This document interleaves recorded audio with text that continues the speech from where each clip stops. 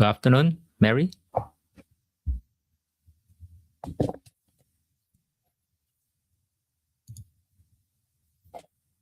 Okay, noted. Thank you, Mary. All right. Enjoy the spring cleaning.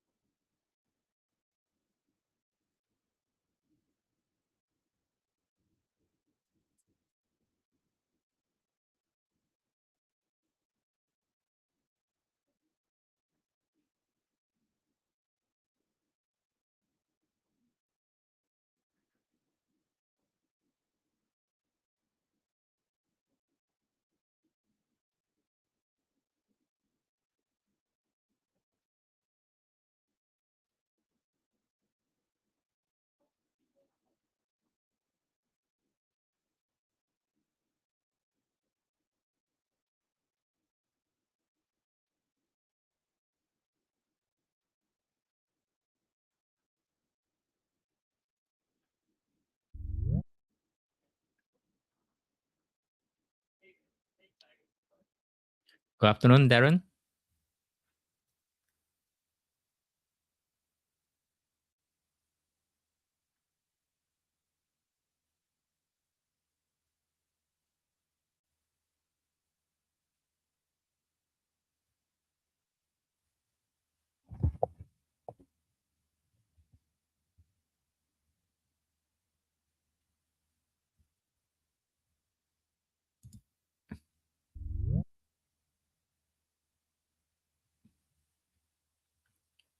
Good afternoon, Eve.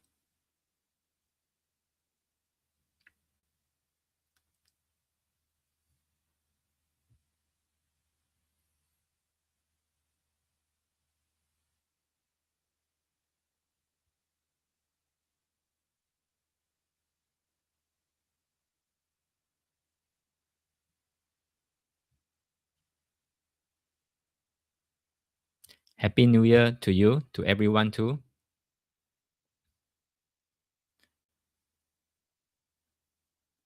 All right, let's do a quick sound check. Since some of you are in already, can you see me and hear me? Two things.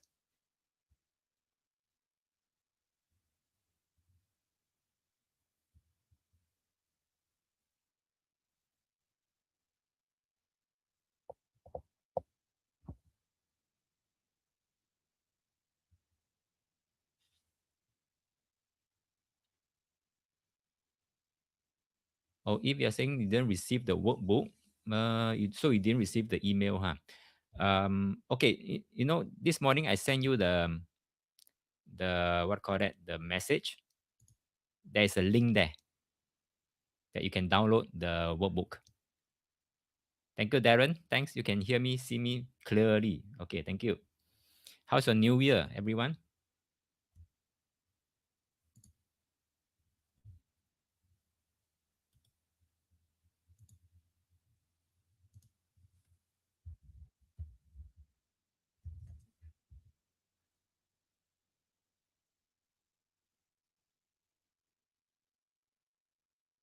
Okay, Darren say feel so happy, although overseas, able to rush back in time for class. Oh, good. Oh, thank you.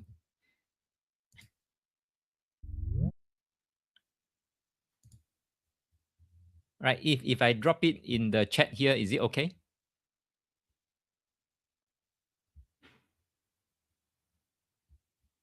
Good afternoon, Andy.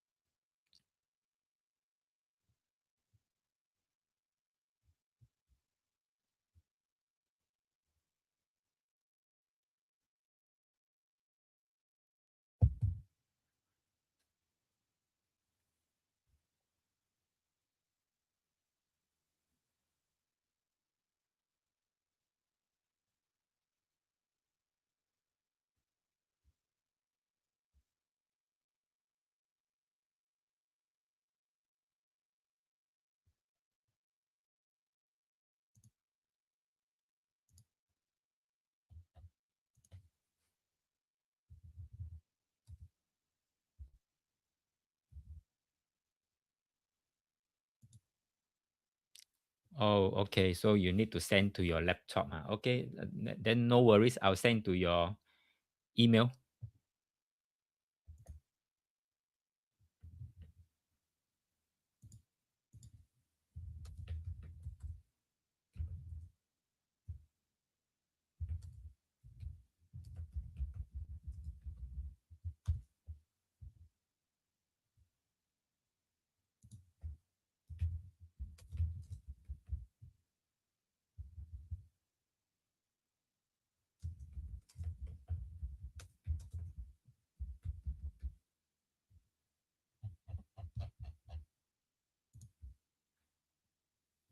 Okay, just send to you. If you go and check it out, your email.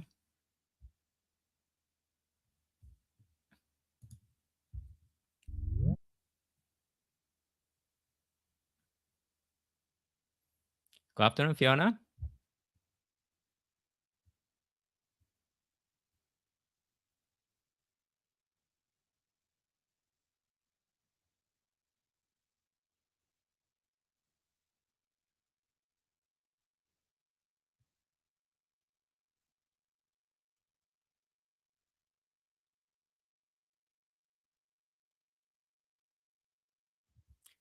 Darren is saying New Year is good, seeing more and more interesting situations surfacing around. Not sure is Facebook pushing more and more xiao news to me or really many xiao around. Okay, it could be both, huh? It could be both. I'm not surprised. It could be both working together hand in hand. There are many more xiao news around, and Facebook is also pushing more and more xiao news to everyone else. And that's the energy of fire, strong fire. A lot of deranged mentality people around also. Okay, now it's 1:57. 3 more minutes to go. We'll start on time at 2 p.m.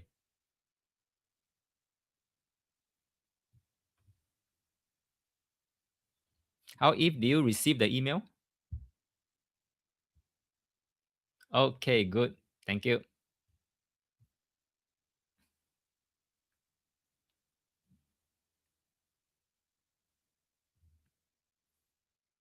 2 more minutes. So I'm not sure how many of you have already felt the energy of the fire horse already came in even before Li Chun.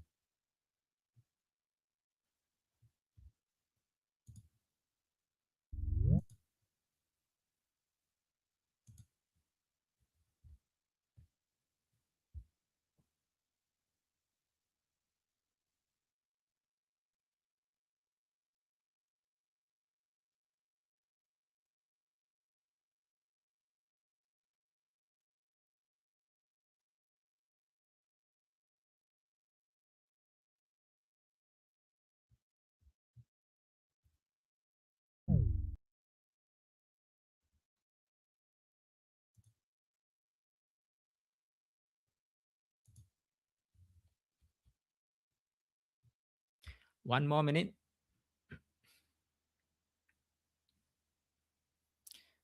Um, why I say that, huh? Don't you see there are more already a lot of fire cases, right? And then you see floods everywhere also, and the range people going around carrying parang or knives or whatever or sword, going around hurt people,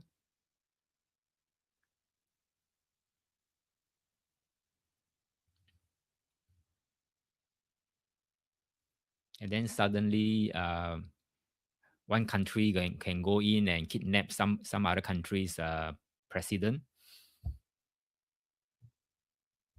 So Darren said, indeed, since October 2025, the pace of fire getting more and more obvious. That's right.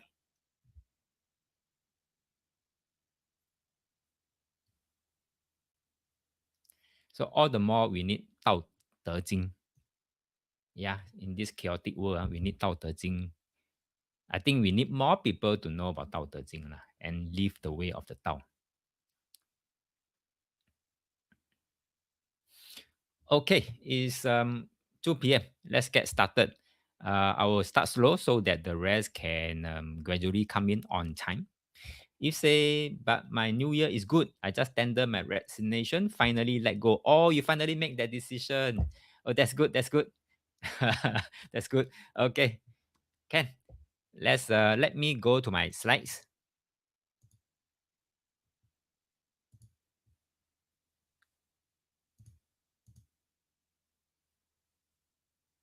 All right, sound check. Not sound check. Slide check. Can you see the slides?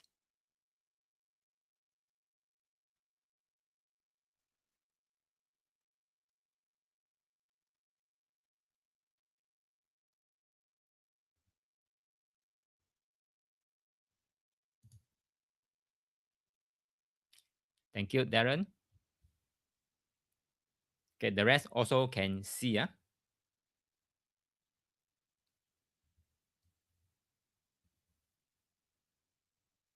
Okay. Good afternoon, everyone. and welcome to Dao De Jing Workshop 6. Well, we have come quite far. Today already workshop 6. Huh?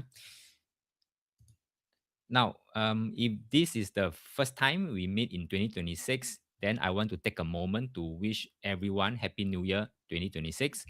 You didn't just walk into a new year, you step into a new cycle of energy, opportunities, and direction. Most people enter a new year hoping things will change, right? You are here to make things change intentionally, strategically, and energetically. So, as we begin this class today, I want you to drop last year's limitation, frustration, and self doubt. Why? Because this limitation, frustration, and self doubt should not have a seat or should not have a place, in your life in 2026. So this year, 2026 is not about working harder; it's about aligning smarter. So the right doors, the right people, and the right breakthroughs come to you more easily. So let's make 2026 the year where your success finally feels inevitable, right? So if it's saying, Master, get out and back again as I can't off my video and my okay, see you back soon. Now, before we continue, there's one important update for everyone. Starting this year, 2026, all training and seminar updates will be delivered through three official channels only: email, Heartbeat, and Telegram. So this means a few simple actions on your site. Number one, please whitelist our email address. That means Art of Living Bright address, email address. So you never miss class links, replays, or bonus materials, and they won't land up in your spam folder. Okay. Second, make sure you have a Heartbeat account because that is where all your training recordings and community support lives in. Third, whenever you sign up for a course or seminar, you will receive a Telegram channel link. Please join, right? Because that's where we will post fast and real-time updates. From 2026 onward, WhatsApp broadcast will be discontinued. That means I will stop using WhatsApp to broadcast to you all simply because WhatsApp now charges for every broadcast message. So we want to move to a system that's more reliable, more organized, and better for you. So remember this: email for official communication, Heartbeat for your learning hub, and Telegram for instant updates. So if you're connected to all three, you will never miss a thing. All right, before we dive in, let's cover a few quick housekeeping notes to make this session smooth and enjoyable for everyone. First, all attendees except for the trainer, which is me, are muted to minimize distractions. If you're not muted, please go ahead and do that right now. Thank you. This entire session, number two, this entire session will be recorded so you can revisit any part later. No need to scribble every detail, just focus on being present. And third, if you need to open or close the chat box, just click the chat button. It could be either below or on your right side. So you look out for it. And speaking of chat, if you'll find on the right side, the chat box is on the right side of your screen. Feel free to drop your questions or thoughts there anytime. We would love to hear from you. Don't DM me because I won't be reading the DM. Now that you have got that sorted, let's get ready to jump into the good stuff. Oh, one more thing. Let me briefly introduce myself in case this is the first time you are here. My name is Yo Kun Leong, and over the past 13, 14 years, I've dedicated my life to helping others make real lasting change, not through motivational hypes or quick fixes, but by guiding them back to what's already within them. I do this using the ancient Chinese system called the I Ching. Not those dusty, hard to understand version you might expect. I make I Ching very practical, very simple, and very transformational. I've coached clients, I've taught workshops, I've written books, ebooks, and created programs that make I Ching a living system for modern life. People may know me as a feng shui master, but what I really am is a I Ching life coach who helps people unlock their own potential with just a 1 degree shift. Often, the difference between staying stuck and finally moving forward. And my mission, if you ask me, is simple. There are two. One is to make a positive and transformative difference in your life each day. And two, to make eating easy, practical, and powerful for people like you. And let me set two learning house rules that may sound strange coming from a trainer. Rule number one, don't believe a thing I say. Yes, you heard that right. Don't take my word as gospel. Don't follow blindly. Why? Because this workshop isn't about memorizing theories, it's about experiencing something for yourself. And what is that something? It's the Tao. That leads to number two, rule two, learn with a growth mindset. You might encounter ideas today that, or belief today that challenge your current way of thinking, and that is a good thing. Growth doesn't happen inside your comfort zone. It begins when old beliefs break. Now, here's a quick but important disclaimer. Your success with this workshop depends entirely on your level of understanding, your circle of competence, and how much time you devote to actually internalizing what I'm sharing with you in this workshop. Every individual's path is different. So while I can point the way, you must walk it. We are not here to give you a shortcut. We are here to give you clarity, direction, and tools that only work if you do. So today's workshop, very interesting because we are going to challenge a lot of things we think we already know about leadership, about goodness, about intelligence, and then about wisdom. This session is not about learning more concepts. It's about unlearning the habits that make us noisy, stressed, and over controlling. Let me quickly walk you through what we'll cover today. In Module 1, recap of Workshop 5, we'll do a short recap of Workshop 5 because if you don't anchor the previous understanding, today's chapter will sound a little bit abstract. This recap will help you to reconnect with the Tao as a way of being, not a philosophy to memorize. And then we move on to Module 2, why the best leaders disappear when the job is done. This is tied to chapter 17 of Dao De Jing. Here, Lao Tzu dropped a big truth bomb. The best leaders are the one who hardly notice. When the work is done, people will say, we did it ourselves.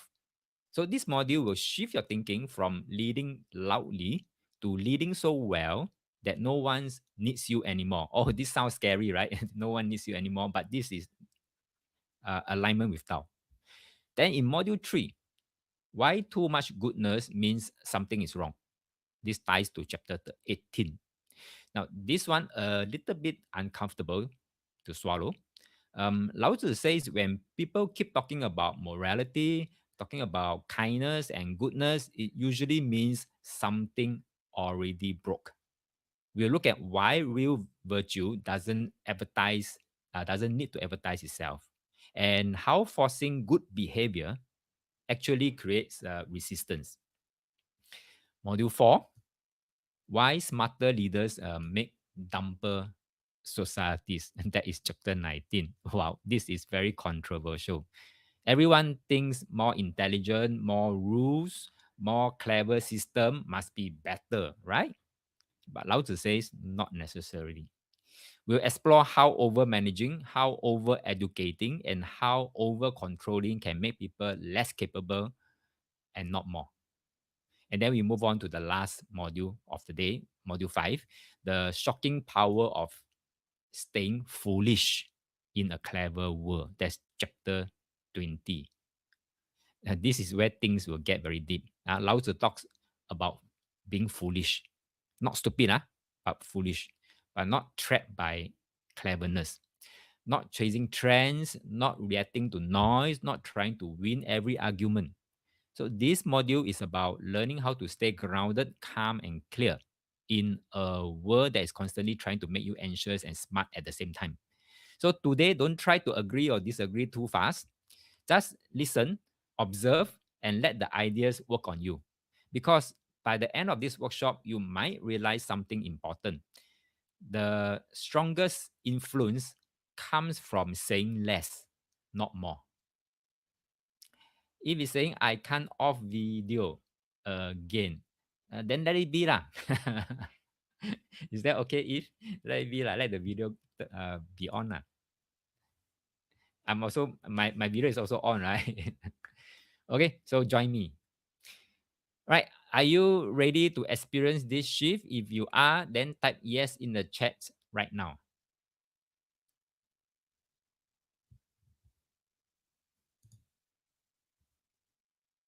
Thank you, Eve. Thank you, Andy. Okay, module one, recap of workshop 5. Now, in this module 1, we begin by reviewing the essential wisdom we explore in workshop 5, specifically chapter 13 to 16. Each chapter offers a very powerful insight into how we can live with more peace, more clarity, more alignment with the Tao. So let's revisit them one at a time before we move into the module for this workshop proper. Let's begin with the recap with chapter 13. This is one of the more striking chapters of the Dao De Jing because it flips our common assumptions upside down. Lao Tzu invites us to rethink how we respond to praise, blame, success, failure, what he calls in short, favor and disgrace. Let's listen to the opening lines again. In chapter 13, the first line says, praise and disgrace both disturb the heart. The greatest misfortune is the self. Here, Lao Tzu points out something very subtle, very powerful. Both praise and blame, or disgrace are destabilizing. Why is that so? Because we begin to attach our identity to how others see us. When we are favored, when we are being praised, we fear losing that praise, or we fear losing that favor. When we are disgraced, we fear the shame. So either way, we are caught in this fear thing. That is the fear of losing praise, or fear of losing the fear to be in the shame. Okay, so let's break it down. In chapter 13, it says 宠为下. 宠为下 means to be favored or to be praised is to be in a lower position. Because when you are favored, you are also afraid. 得之若惊，失之若惊 means you are shocked when you gain it, you are terrified when you lose it. Either way, you are putting yourself in a lower position for nothing. So this is what happens in toxic relationships, in office politics, even in social media today. And at the root of all these fears, the self, the ego, is the one, that clings to the reputation. Lao Tzu further says that treat your body as if it belongs to the world. Care for it, not for the ego, but for the service. Why? Because when you live only for yourself, every gain, every loss hits you hard. 荣辱若惊. Okay, so this is what it means. But when your body becomes a vessel for something greater, you transcend personal suffering. So don't take things so personally that everything people say is all about you. No, let's treat your body as a vessel that belongs to the world. And here are 3 insights we can draw from chapter 13. Number 1, external validation is a trap. If you're waiting for approval from someone else before you dare to move, that is called external validation. So if we chase praise or avoid blame, we give away our power. That is number 1. External validation is a trap. Number 2, true peace comes from detachment. Now, the sage remains calm when praised or scolded. Sage means 圣人, right? Or wise people. Remain calm, whether they are being praised or whether they are being scolded, they will just remain calm and poised. Number 3, the ego, the self, is the source of inner turbulence. When we stop identifying so personally with everything, we will suffer less. So imagine walking on a tightrope, constantly adjusting to applause, adjusting to criticism. That's how most people live. Last time I used to be like that too. But the Tao invite us to step off the rope altogether. Be like the earth. It receives both rain and sunshine without pride, without complaint. Okay, so chapter 13 isn't about becoming indifferent or emotionless. It's about freedom from the roller coaster of the ego and learning to live from a deeper source, not based on praise, not based on judgment, but on alignment with the Tao. Lao Tzu also says, love your body as if it belongs to the world, not just for pleasure, not just for personal gains, personal goals, because this body is your vehicle to serve something greater. If you truly love your body, you wouldn't trust it with stress, with overwork, with addiction, or with revenge. Because this body is the only tool you have to make a difference in this world. Your body isn't just yours, it's entrusted to you for the benefit of others. At least this is what Lao Tzu says. Huh? So if you want a reason to eat well, sleep well, live well, you know, not for six packs or on your tummy or something like that, but because a healthy you can carry more people. When I carry means uplift more lives. So the moment you stop asking what do I want to do with my life and start asking how can I be of service with this life, you feel the weight of the world turn into purpose. you know and that's what Lao Tzu means by if you truly love your body, the world can be entrusted to you. 若可托天下 this is what it means. Now Darren shared that like to parallel insight from chapter 13 with recent exposure of this Chinese statement. 只要我不尴尬，尴尬的是别人. Exactly. I mean, no attachment at all. Whatever you want to say about me, you just say about me. To me, it's no difference. Because I won't take it personally. Yes, thank you very much, Darren. So Lao Tzu invites us to reflect on something we cannot see, we cannot hear, we cannot grasp. He's pointing to the Tao, the eternal source that lies beyond the senses. Now, let me read this verse in chapter 14. We are already moving on. I think in the last workshop, now we're talking about chapter 14. So let me read this verse in chapter 14, and I invite you to listen not just with your ears, but with your awareness. If say, but master, if we don't have the heart to service, is it okay? I just happily live like that. Can, as long as it is meaningfully. Now, meaningfully is subjective. Meaningful to you may not be meaningful to me, but at least it must be meaningful to you, lah, minimally, lah, right? So you don't have to be service to the world. It can be service to your family, can be service to your spouse, can be service to your children, as long as meaningfully, lah. Can, and it's very subjective. So don't let other people's opinion about what meaningfully means to drown out your own definition of meaningfully, lah. Is that okay? If okay, where was I? Okay, so chapter 14. So chapter 14 is there's something you look for it, but you can't see it. That's called invisible. And then you listen for it, but you can't hear it. That's called silence. You reach for it, but can't grasp it. That's called subtle. So actually, these three lines that I've just mentioned, they are there to describe Tao.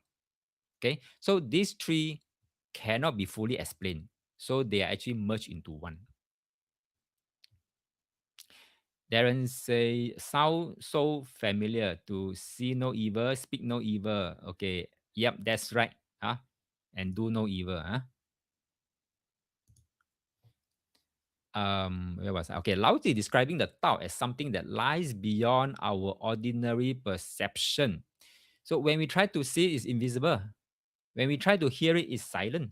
When we try to grasp it, it slips away. That's Tao. Yet, despite all these three, Tao is very, very real. More real than what we can perceive. Think of Tao like the air, like the Wi-Fi. You can't see air, you can't see Wi-Fi, but you know it's there. You don't have to understand how it works in order to breathe, right? So in the same way, Tao supports everything even when it's invisible. Many people call this uncertainty. So when dealing with uncertainty, it's not something we figure out with the mind. Okay, but we are trained to do that. Huh? We are trying to we tend to figure out uncertainty with our mind. But Tao say is something we come to feel through the inner stillness. So Tao is not chaotic. Some people may say that it's 混沌, it's very chaotic, but it's not. It's very precise. It has principles. We call it patterns or code. So it's a subtle principles, but this anyway is principles. So the patterns of life don't change. That's the surface symptom, 表里. So if you understand the root rhythms, the ancient Tao, the natural law, you can handle anything that appears new today. Because the Tao isn't outdated, it is timeless. Now, why constant innovation might be a threat? Yeah. Everyone today is shouting, innovate. We need to disrupt. We need to reinvent, And then now we have AI, or basically do all these three: innovate, disrupt, reinvent. But what if I told you constant change without anchoring in timeless wisdom is very, very, very dangerous? And Yves is saying, like, Master, you became a life coach, but I have no urge to become anything, but just quietly, happily like that. Okay, ma, can. 修道啊. Those sage, they do nothing, right? They are not life coach, right? They are not feng shui master, right? But they have caliber, right? What do? They go up to the mountain and 修道. But of course, I'm not asking you to go up to the mountain to 修道. You can cultivate cultivate your own level of spirituality. Spirituality may not be a good word to describe that part, but it's in Chinese called 修道 lah. Align with the Tao lah. In short, align with the Tao lah. Life got no purpose to me. Life live on is purpose. Okay. So Lin is asking, how to apply this into real world where the world wants certainty to circumstances and situation without which we appear as incompetence? How to integrate this detachment from certainty into real world? No attachment is the key to it. People can run ahead. People who want to enjoy this kind of the world setup, whereby they have to chase after certainty and then chase after stress, chase after 名气, status, reputation. Let them chase. Let them chase. So Lin say we have bosses to report to. Yes, you have bosses to report to. Go ahead. Do your job. Just do your job. 本分. In Chinese, I love Chinese words, because all these are really explaining what is mean by aligning with Tao. 你做你的本分就好了. Just do what you're supposed to do. Full stop. It is correct, right? Even if we talking about politically correct, it is politically correct. Do what it's supposed to do. That's all. Full stop. If say 尽人事听天命, yes, that is one way to describe it as well. So we can always integrate Tao wisdom into the real world. Now after a while, you may seem that you are the odd one out, and you are very different from the rest. You may feel that, but don't feel that. Okay, because you are on the right path, the rest are not. You get my point, Lin, and everyone else? Okay, let's come back to this innovation thing. Innovation is not about abandoning the past. It's about rooting deeply in ancient laws and then adapting to the moment.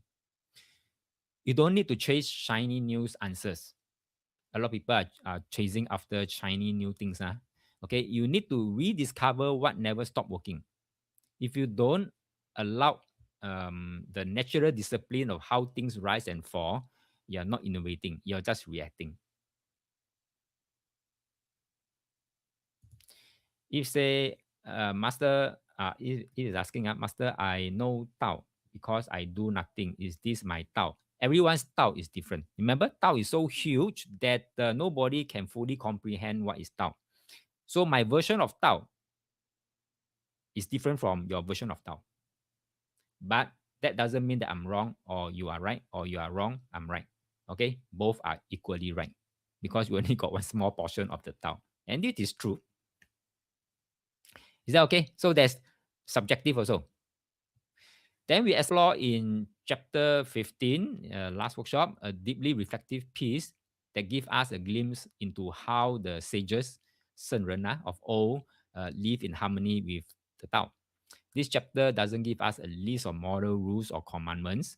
Instead, Lao Tzu describes what these sages were like, their presence, their quality of being.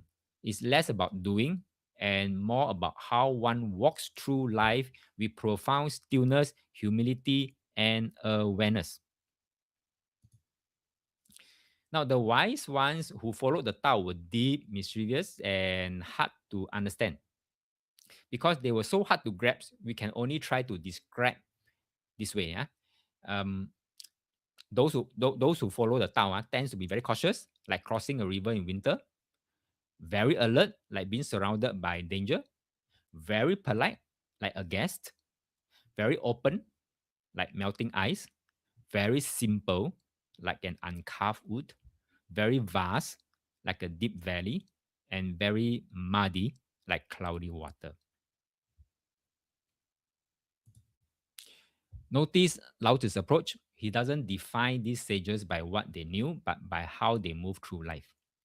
They were cautious, they were humble, they were deeply connected to the flow of nature.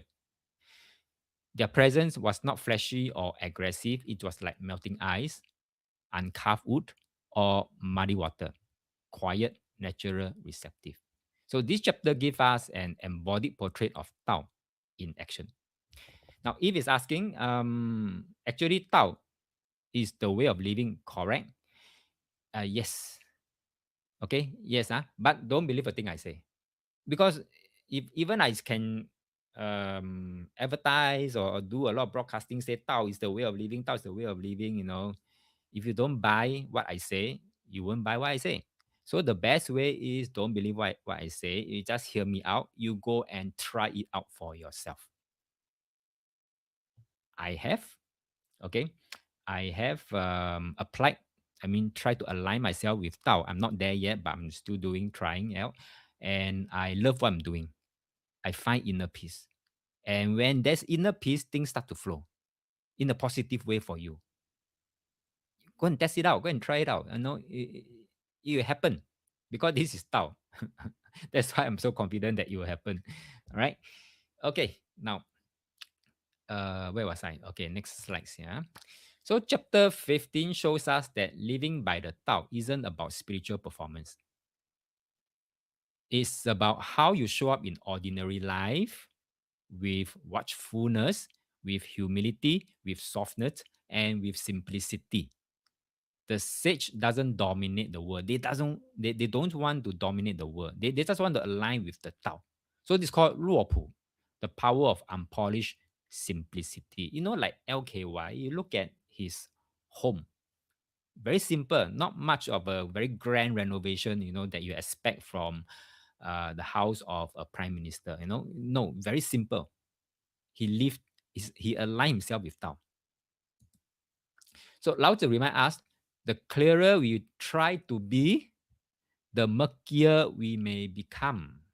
So the more we want to chase after certainty, the more uncertainty will show up.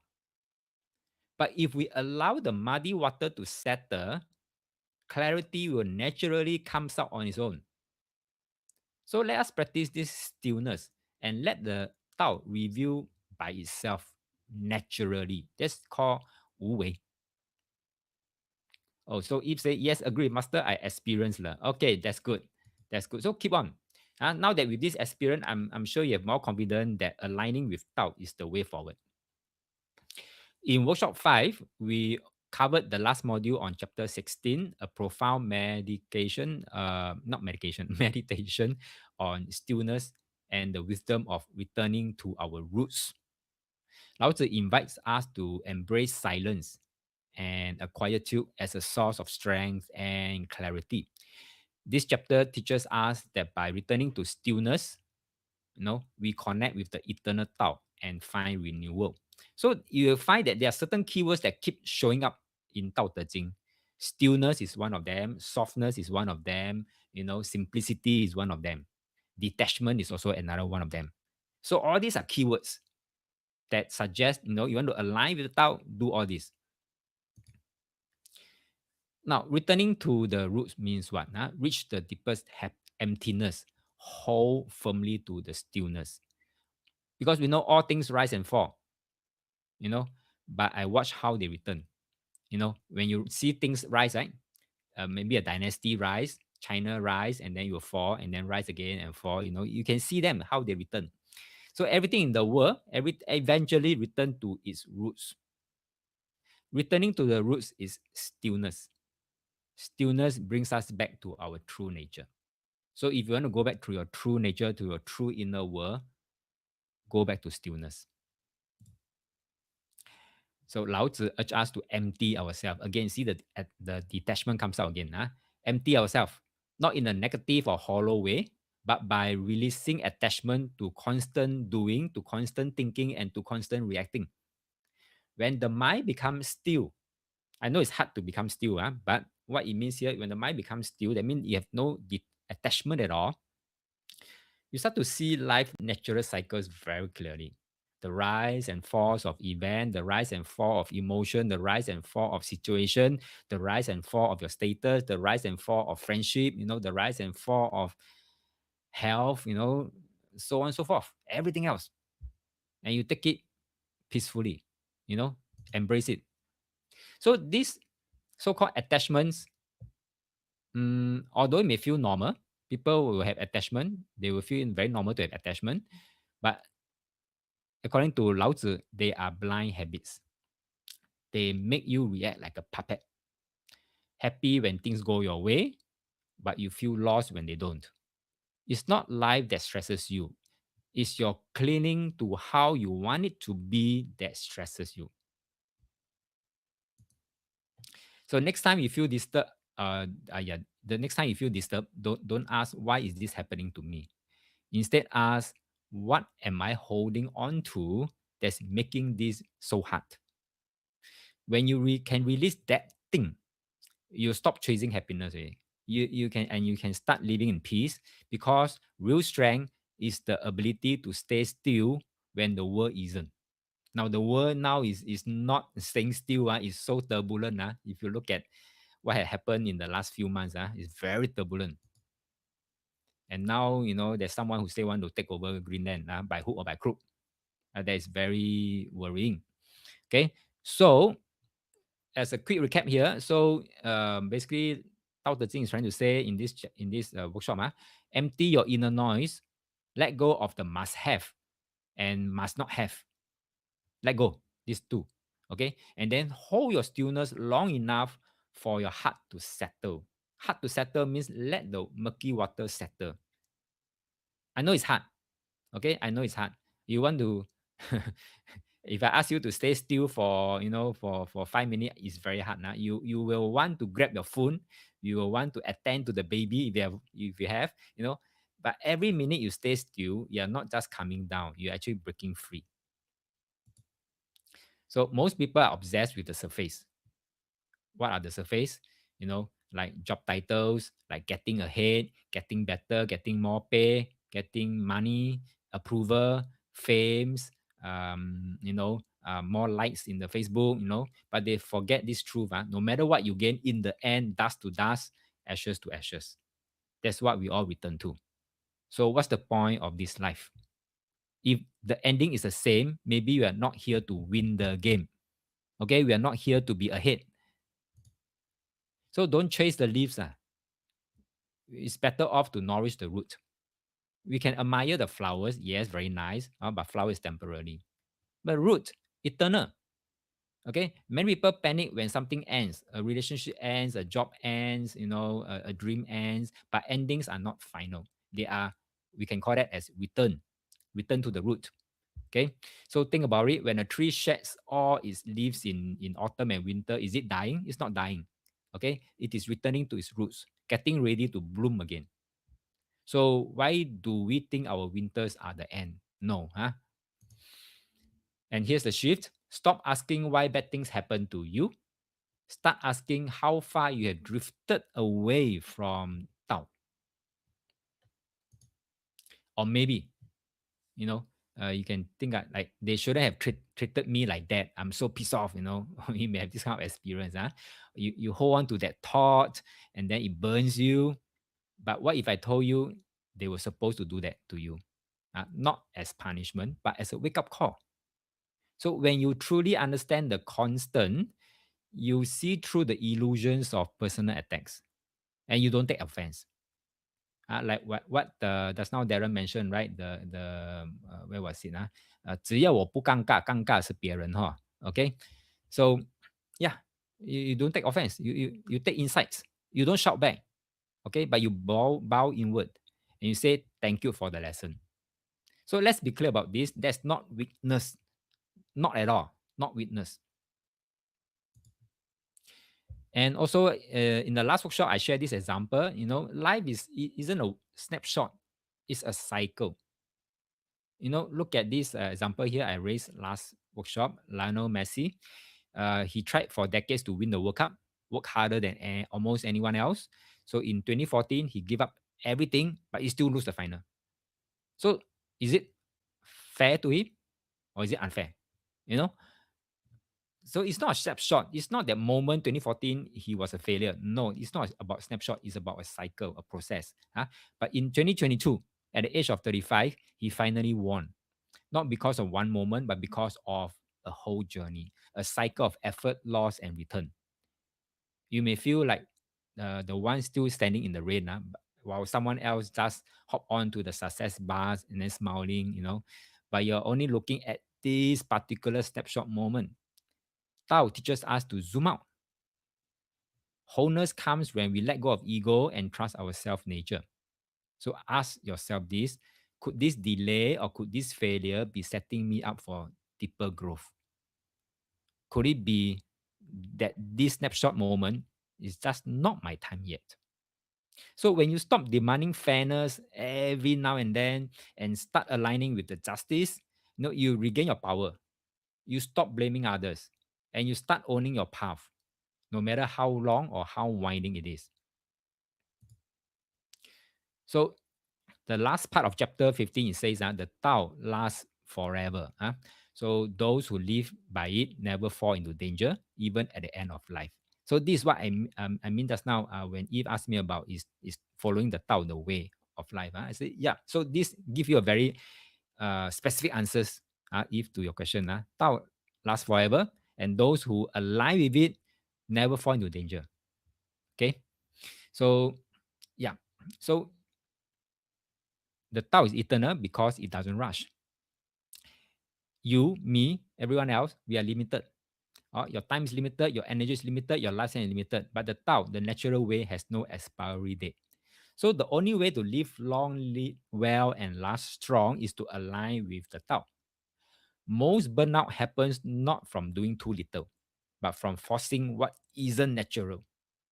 Most leadership isn't about bad ideas, but from ignoring the way. Most stop chasing shortcuts. Start syncing with the source, meaning the Tao. You want to lead a company or raise a family or walk your path with grace and strength, then stop asking, how can I win now? Start asking, what path will still make sense 10 years from now? Right? I believe the path of aligning with Tao will still make a lot of sense 10 years from now. Because Lao Tzu says, only what follows the Tao survive the long haul. Very important statement. And yes, Lao Tzu can get very political too. You know, he knew if we want real transformation, whether it's personal or societal, we can't just change one person at a time. Agree? Right? We must bring the Tao into a higher level, into leadership level, into system level, into governance. Yeah, country governance. That's why in the next chapter, not in the next chapter, in the next workshop, starting with the new chapter, chapter 17, we'll explore Tao Zhen He Yi. Tao Zhen He Yi means the merging of Tao and governance. Because when power walks with the way, then that's where citizens and the people can thrive. If say softness, honest to self, and at ease and at ease will never fall into danger. I'm not saying we'll never fall into danger, but you know, of course there will be some saying because you're too soft, you're being eaten up easily by other people, or being cheated by other people. Now, in subsequent workshop, that's where we'll talk about and softness and being tough. You know, these are two sides of the same coin. That doesn't Tao is not asking us to abandon the toughness. I will talk in about that more in detail in subsequent workshop. What Tao is trying to tell us is to embrace that we have both characteristics, the softness and the toughness, but we need to know when to use what. And that's what Tao is trying to say. But I will cover that more in subsequent chapters in other workshops. Is that okay? But you are remember this, softness, honest to self, and at ease will never fall into danger. May or may not. Okay. But what it means here is that naturally, if you exhibit this kind of characteristics, even though you may fall into a temporary danger, you can still get yourself out because you are aligned with the Tao. Is that okay? So that's all for module 1, a quick recap of last workshop 5. Now let us move on into module 2, this workshop proper, starting with chapter 17. Now let me ask you a provocative question. What if the best leader is the one you don't even notice? Sounds strange, right? We have been conditioned to believe that leadership must be someone loud, someone visible, someone charismatic, and someone maybe even dominating, like Trump. Okay, but Lao Tzu turned this belief upside down. In chapter 17, he introduces a radical idea. The highest form of leadership is invisible. So if he's asking, Master, why best leader is so subtle? I'm about to ask. Yeah, hear me. Tao is going to explain that. Lao is going to explain that in this module, chapter 17. So hold your thoughts, follow me. Where was I? Okay, so leadership, highest form of leadership is invisible. So subtle, so effortless that people don't even realize they are being led. And when success comes, the people will say, hey, we did it ourselves, you know. Now, pause for a moment. How much of your identity depends on being seen, depends on being acknowledged, and depends on being credited? Lao Tzu invite us to shift from the ego-led action to Tao-driven presence. So this chapter, chapter 17, isn't about governance. Okay, government is about how you lead your own life, your energy, your relationship. So let's suspend our belief about what power looks like. Let's explore what it means to lead without force, speak without access, and succeed without claiming credits. In chapter 17, Lao Tzu described 4 types of leadership. And the highest one is this, not the feared. I mean, not someone that people fear, not someone that people loved, but the one people barely even know is there. In Chinese, it's called 太上 leadership. 太上老君 that 太上 is 太上 leadership. So when everything flows like river, like water, the leader disappears. And that's the point. That is the highest form of leadership. That's like Tao, Tao. You know, nobody knows it's there. Can't even see it's there. Can't even feel, can't even touch. But it governs everything that we are living in the world we are living in. Okay? That's the highest form of leadership. And that's also called Dao Zhen He Yi. Governance so aligned with the Tao that it becomes invisible like water to fish. So the leader nourishes without interference and then guides without imposing. That is the highest level of leadership. Now, Lin is saying a former admin service in SG subscribed to this philosophy. Oh, really? So that means that person must be a 道的高手, huh? The head of admin service, huh? Okay, yeah, understand that. Okay, so it must be a 道的高手, huh? Okay, so basically this is what I mean. The highest form of leadership is called 太上 leadership. Oh, Lin, even know his name, Lim Suan Guan. I can't remember the exact name. Okay, sure. Thank you. Now look at Apple ecosystem. Millions of users experience smooth integration without ever seeing the complexity behind it. They even know how it works, but it works, right? Nobody cares, right? So that is a brand leadership through design, not dominance. Now imagine this applied to personal leadership. What if being a good parent, being a good manager, being a good life partner didn't mean being in control, but in harmony? So the question is, can you lead by letting go? And if you can do that, that's Tao at work. Darren say, after listen at module 2, it makes a more aha moment looking at 6 line of Qian Gua.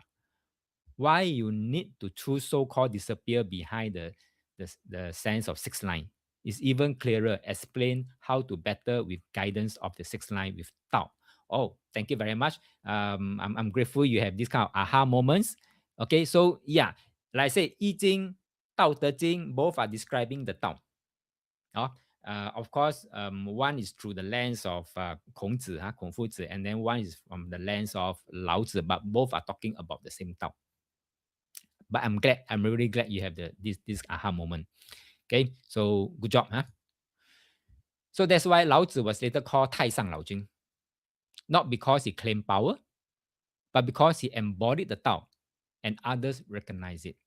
And his work, Dao De Jing, live on till today, many thousand years later.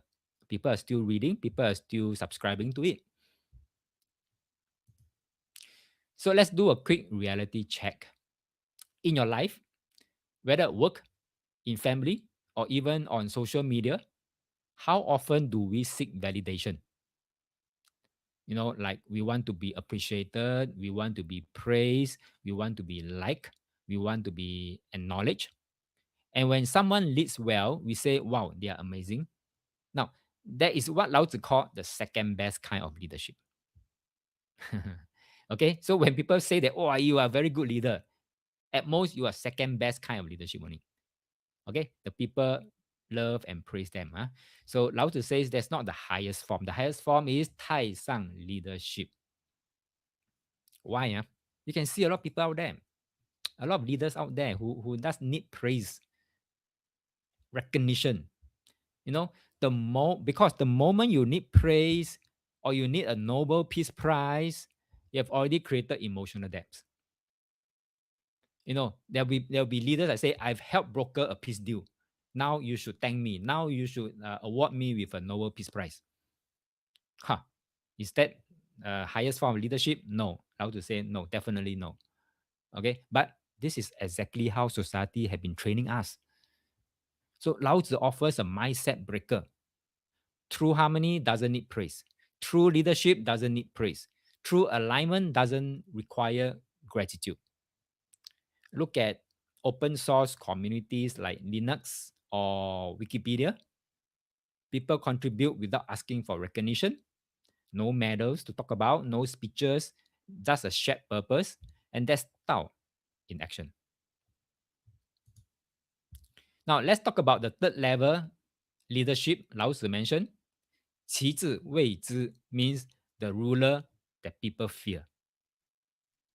So this sounds a lot like a authoritarian, dictator, legalism, or strict law enforcement, something that we see very, more and more everywhere recently.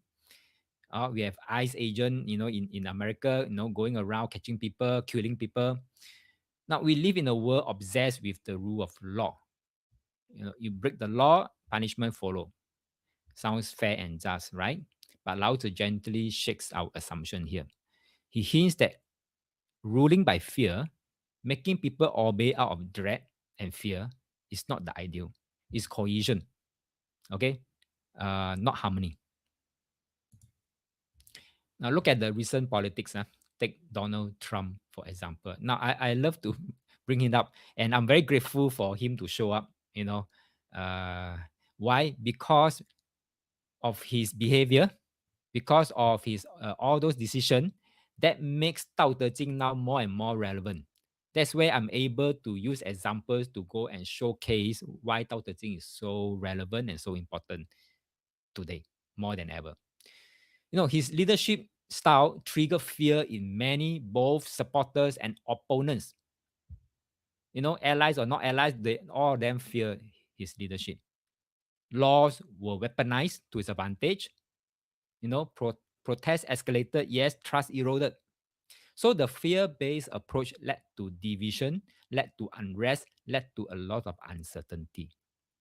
Now, Lao Tzu remind us, if fear is the glue that holds the society together, then it is a very brittle glue, easily broken, easily cracked. Today, many nations worship the rule of law like a god, forgetting that, you know, 道正合一, okay? I mean, governance aligned with the Tao offers a deeper, more balanced vision. Now we come to the harshest reality Lao Tzu describes. 其智辱之, okay? The ruler who is despised and mocked by the people. This is the lowest form of leadership. Now, why does this happen? Because the more the people try, not the people, the government try to suppress, the more chaos erupt. The more pressure the people face, the more they resist. And when people no longer fear death, protests will explode. And then social order will break down. And then soon we have civil war. Turn on your news today or turn on your Facebook and see. What do you see? You see all these unrest. And who govern them? Not the highest form of leadership, definitely. Western democracy, often hailed as the pinnacle of freedom, right? For many, many, many, many years and decades. But today, they are divided with protest, with anger, with mutual disdain between government and citizens. Leaders are insulted, leaders are undermined and disrespected. A breakdown of what Confucius called 君不君,臣不臣, meaning the ruler is not the ruler, the subject is not subject. We are told this is freedom and openness. We are told.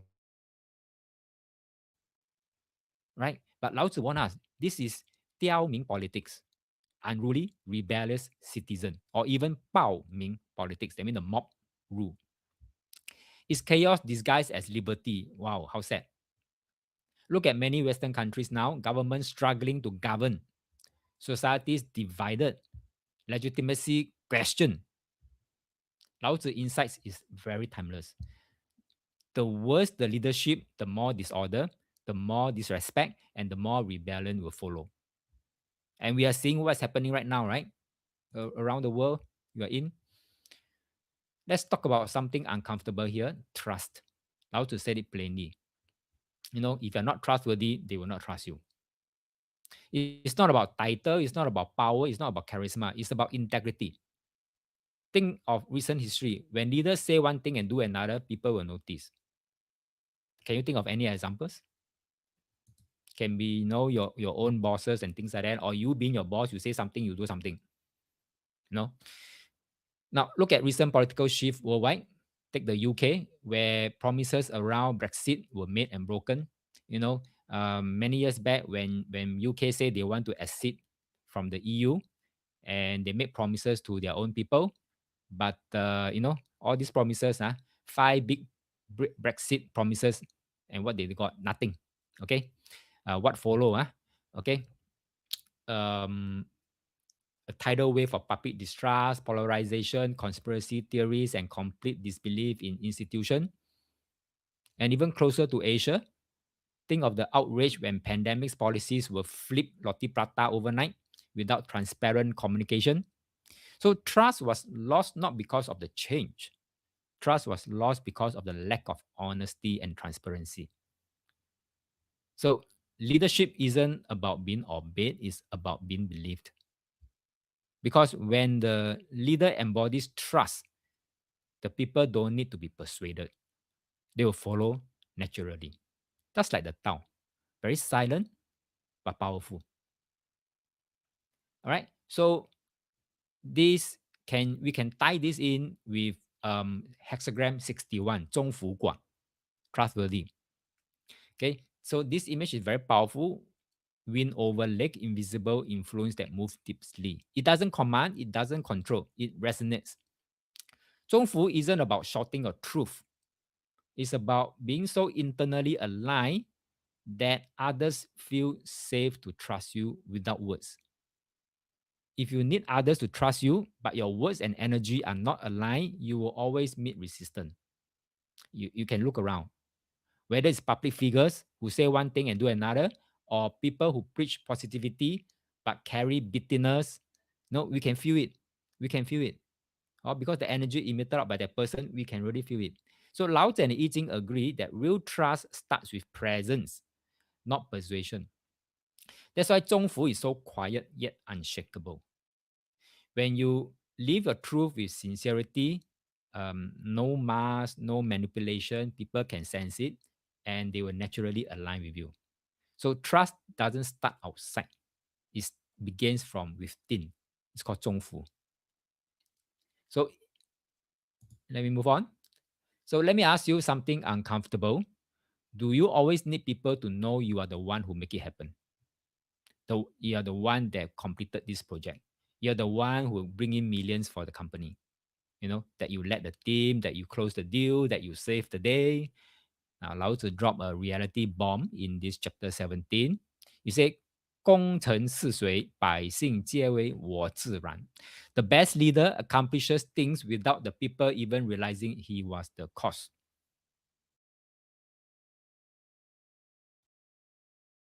Is a be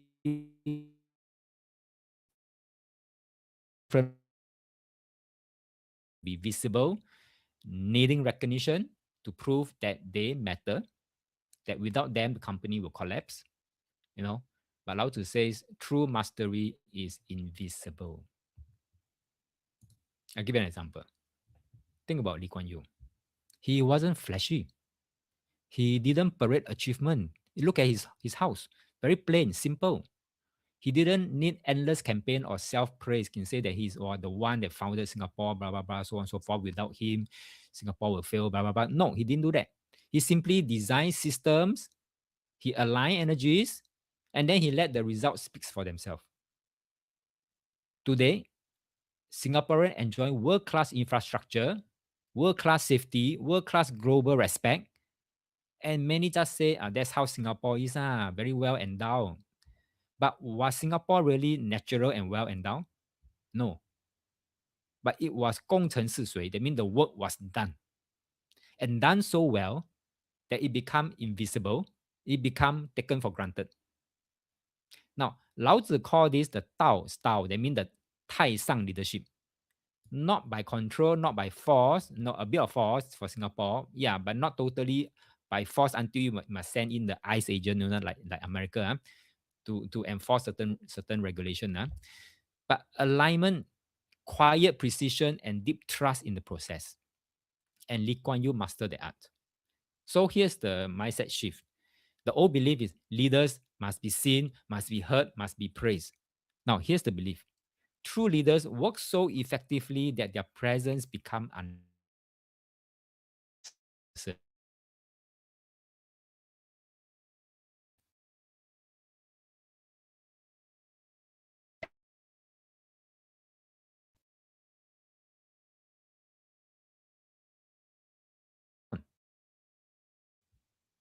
That's why impact is everywhere. Darren say in the corporate world, need to loud, then how we work towards it. They want to be loud, let them be loud. Who wants to be loud, let them be loud. Until they realize that they are on the wrong path, then they will change. Anyway, since that now that we know Tao, right, there is always a return. What goes up must comes down, right? Can you see now the world is going on the way to return already? Okay, Eve is saying master internet issue, can't hear just now. Okay. Darren say, can you repeat what you say at the LKY part? Oh, I mentioned a lot now. Okay. Let me repeat the LKY part now. Where was it? Was it these slides or slides? Okay. Okay, let me repeat. So I was using LKY as an example. I said he wasn't flashy. He didn't parade his achievement, right? In fact, he want his house to be teared down, right? After he passed on, and he don't want any monument figurine of himself also. So he doesn't want to parade his achievement. He didn't need endless campaign. He didn't need people to praise him. He simply does design system, and he aligned the energies, and he let the results speaks for themselves. So today, Singaporean enjoy world-class infrastructure, world-class safety, world-class, can I say world-class, global respect. And then many people may say that, hey, that's how Singapore is, man. It's well endowed. But was Singapore really well endowed? No, it was what Lao Tzu says, 功成事遂. That means the work was done. And done so well that it became invisible. And Lao Tzu called this the Tao style leadership. That means the Tai Sang leadership. Not by control, not by force, but by alignment, quiet precision behind the scene, deep trust in the process. And Lee Kuan Yew mastered that art. So here's the mindset shift. In the past, people say leaders must be seen, must be heard, must be praised. Now, here's the Lao Tzu's belief. True leader work so effectively that their presence become unnecessary, yet their legacy lives on. Okay, so the loudest leader is not the strongest, not necessarily the strongest, but the one that is most aligned with Tao and whose hand is invisible, but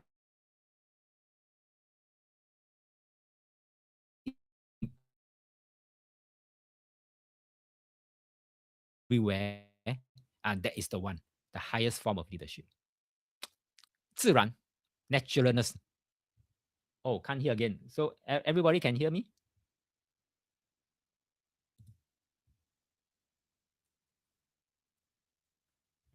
Can y'all hear me? Testing. Halfway gone. So from where halfway gone? My connection is okay. Yeah, Lin, you can hear me all the way. Yeah, my connection is okay.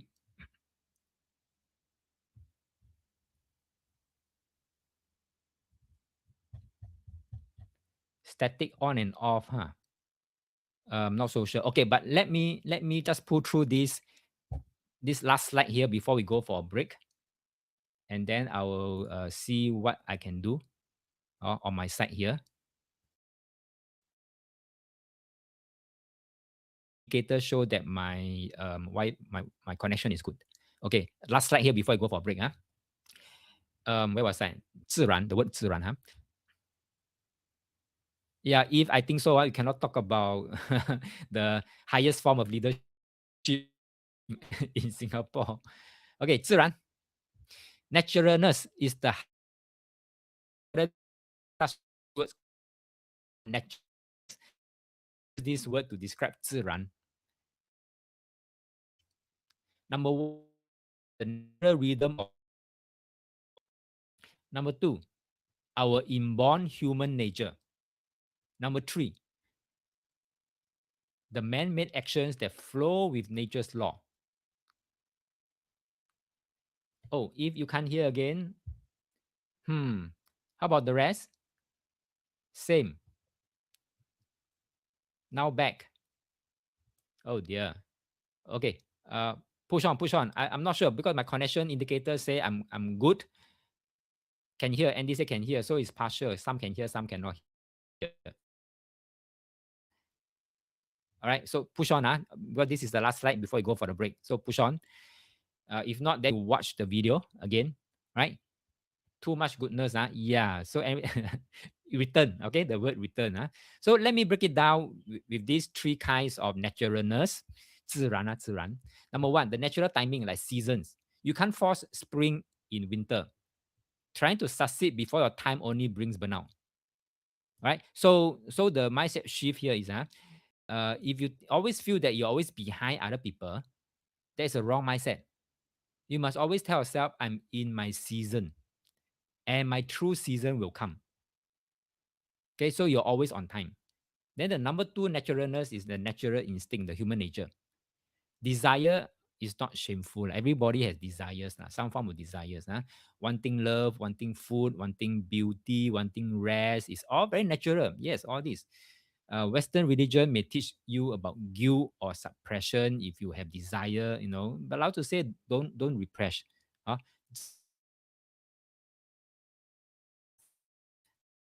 don't overindulge and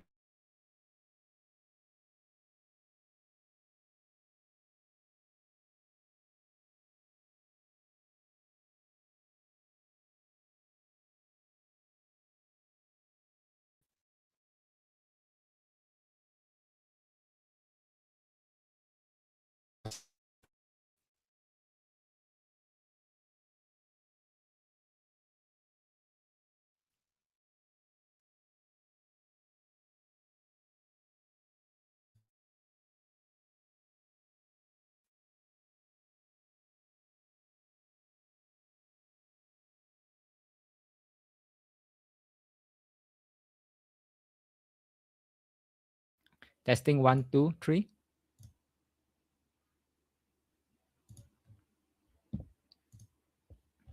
Can you hear now? Okay. Okay, where was I? Okay, thank you. Where was I?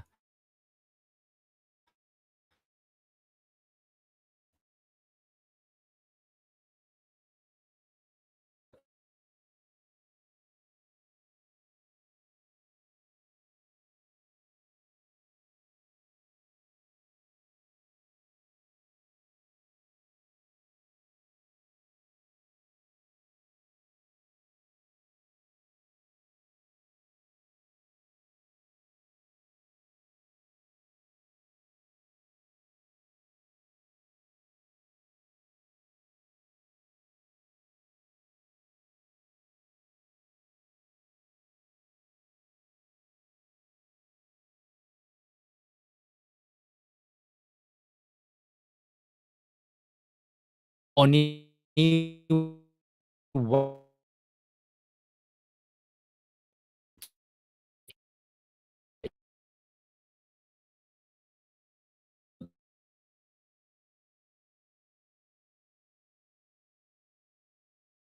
come into the scene. They didn't come from laws or pressure. They rose because they flow with what people truly wanted. So Lao Tzu who called this 人为自然, human-made system in harmony with nature's unfolding.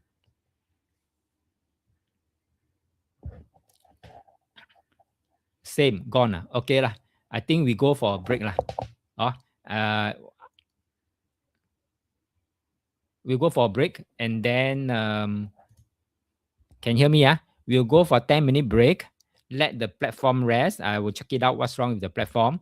And when we come back, I will revisit the last slide and then we move on to the new modules. Yeah. So I'll start the timer now and I'll see you back in 10 minutes time. So if you can hear me, this part here, say go for 10-minute break, type okay in the chat. So I don't want to be, suddenly disappear without you hearing me what I say. Yeah. Okay, Ken, I'll start a timer now. Okay, I'll see you back in 10 minutes time.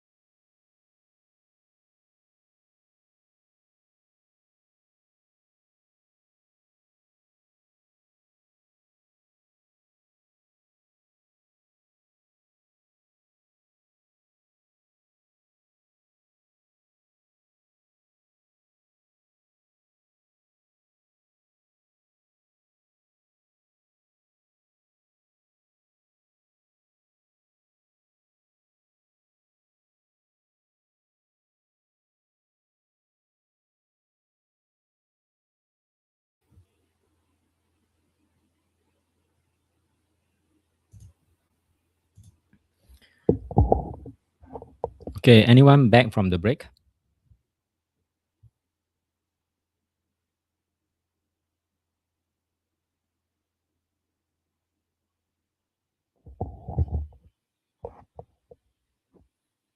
Thank you, Andy. Thank you, Darren.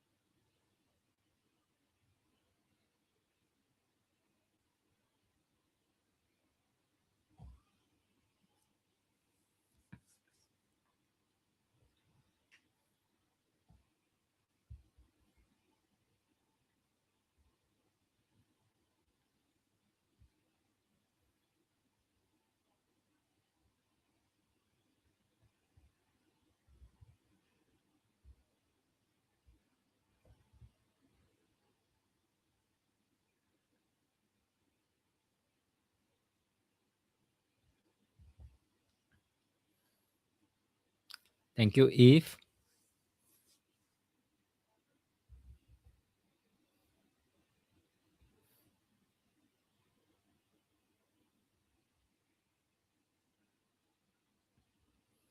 Okay, 2 more minutes to go. If you have questions, opinions, comments, feel free to type in the chat.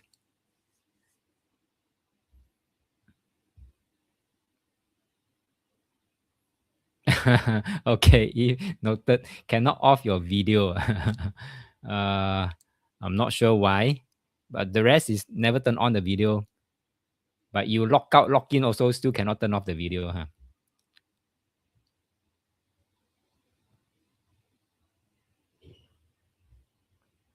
You know, some laptop they have this slider that they can slide to cover up the camera hole. Or you can try again. Yep.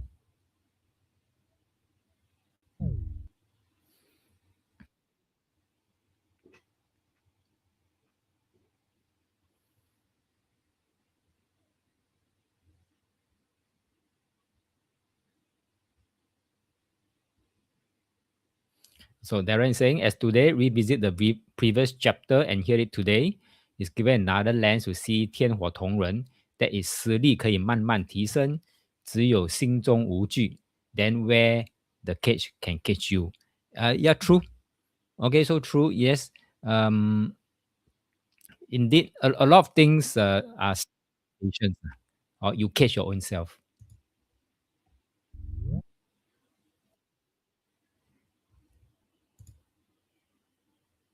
30 more seconds to go. Welcome back, Eve. I hope now you can turn off your video already.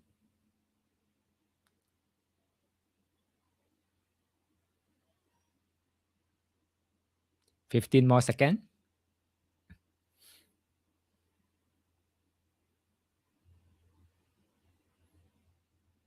Cross finger for stable. If say yes, auto is gray and out by itself, I can't on either. Oh, now you can't turn on. Okay. Okay, thumbs up. Thumbs up.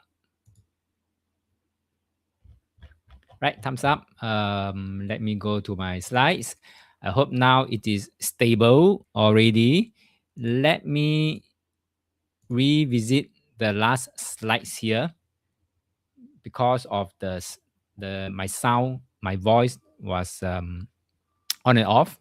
So let me revisit this one and then we'll move on into the next module. Okay, so welcome back, everyone. Let's resume the class. Now, in this last slides, it is talking about 自然. 自然, I'm not sure there's this word called naturalness, but I'm just randomly using this word to describe 自然, naturalness. And Lao Tzu said naturalness is the highest wisdom there is. And there are three kinds of naturalness. There are three kinds of 自然. The first one is the natural rhythm of nature, meaning how nature behaves. There's a natural rhythm, and that's the first kind of 自然. And then the second kind of 自然 is our inborn human nature. All of us have some human nature, some instinct that is very natural. Okay, so there's a second form. Then the third form is the man-made actions that flow with nature's law. They mean deliberate one. This is deliberate. So let me break it down with a modern lens. Number one, we talk about the natural rhythm of nature. Look at seasons. 春夏秋冬 spring, summer, autumn, winter. You can't force winter when it's spring. You can't force spring when it's in winter. So trying to succeed before your time will only bring you burnout.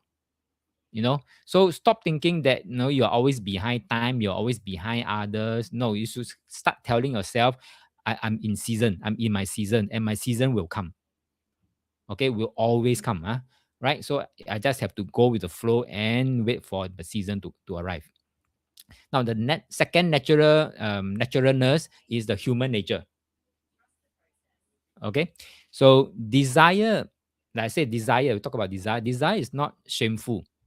It's human nature to have desires, like wanting love, wanting food, wanting beauty, wanting rest. Is all very natural. Now, some Western religion will tell you, oh, you have desire, that is bad, that's guilt, you have to suppress it. But the Eastern thinking, Lao Tzu thinking is that, no, it's very natural to have desires. So don't need to suppress it, just that you should not overindulge. That's all. Just let it flow. Right? So the mindset about I must control every feeling, just recognize it that my feelings are part of my nature.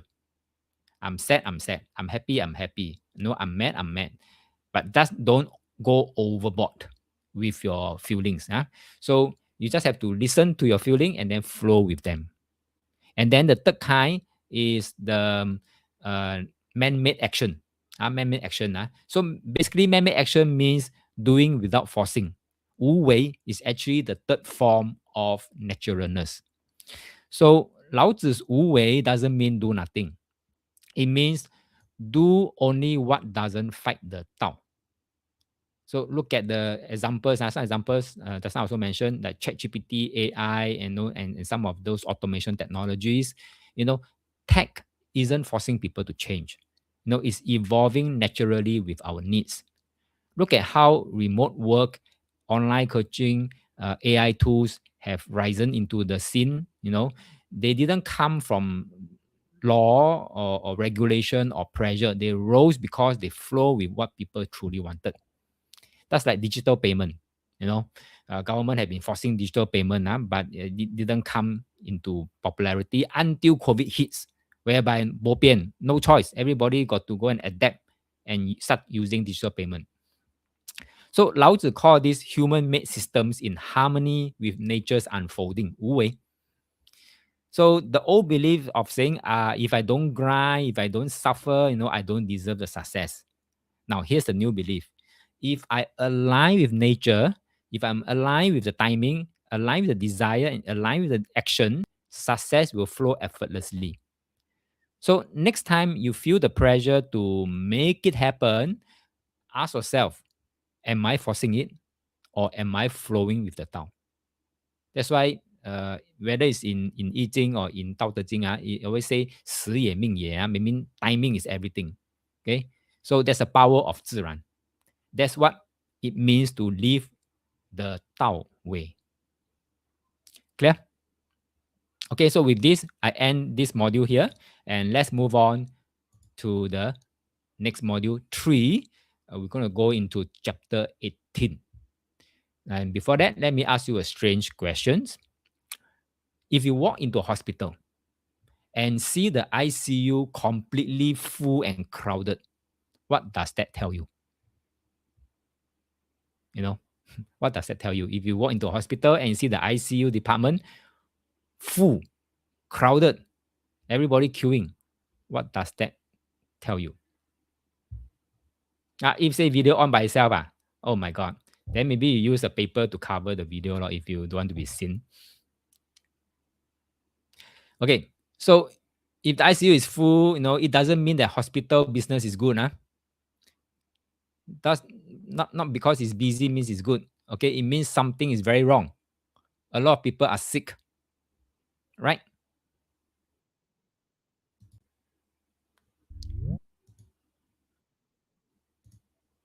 So Lao Tzu saw the same pattern in society.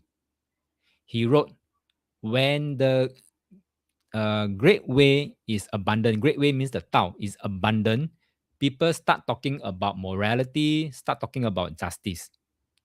When cleverness and cunning appear, great lies soon follow. This is the verse. I'm just reading out the verse. So when families stop getting along, people start preaching filial piety and kindness. When the country is in chaos, loyal ministers will suddenly appear. Now, what's his point in writing this very short chapter 18? His point, when the natural order is healthy, goodness doesn't need to be advertised. It's simply there. It's simply lived. Okay. But if we find ourselves constantly having to prove our goodness or loyalty, it's a warning sign. The real foundation has already cracked. So when government launch, for example, courtesy campaign, okay, I'm not done with this slide. When the government launch courtesy campaign, basically means something is wrong with our politeness, right? Okay. When government launch certain campaign, that means there's something wrong with it. Okay. So you think about the recent events, the more a company's PR team talks about integrity after a scandal, the more we suspect something is rotten inside.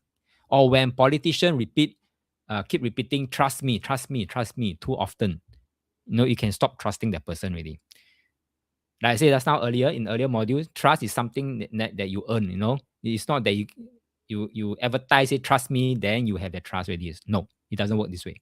So in this module, we're going to challenge the idea that more visible goodness is always a good thing, and discover how to restore the root so virtue becomes natural again. Lao Tzu say, when the Tao is abundance, people start talking about morality and justice. Now, few days back, okay, before that, now Darren says, which means now we keep on talking about Xingling, slow down, then this more visible, need to rethink again. Yes, when something comes up, it means something is missing. Okay, that means, yes, maybe more and more people having Xingling issues already. Okay, where was I? Okay, when the Tao is abundant, people start talking about morality and justice. Now, a few days back, Donald Trump was asked by some journalists, one particular journalist, if there's anything that can limit his power and authority. And anybody catch that news? He was asked if there's anything that can limit his power and authority. His reply is nothing, not even the international law. And only his morality can stop him. Wow, sounds strange, huh? Okay, so yeah, that's right. So basically means that when he says that, now that we learned Tao Te Ching, we know that Donald Trump has already abandoned the great way, Tao. I mean, he has drifted very far apart from Tao already. Okay, when we say morality, aren't it, benevolence and righteousness and morality good? They are, but they are not the highest level.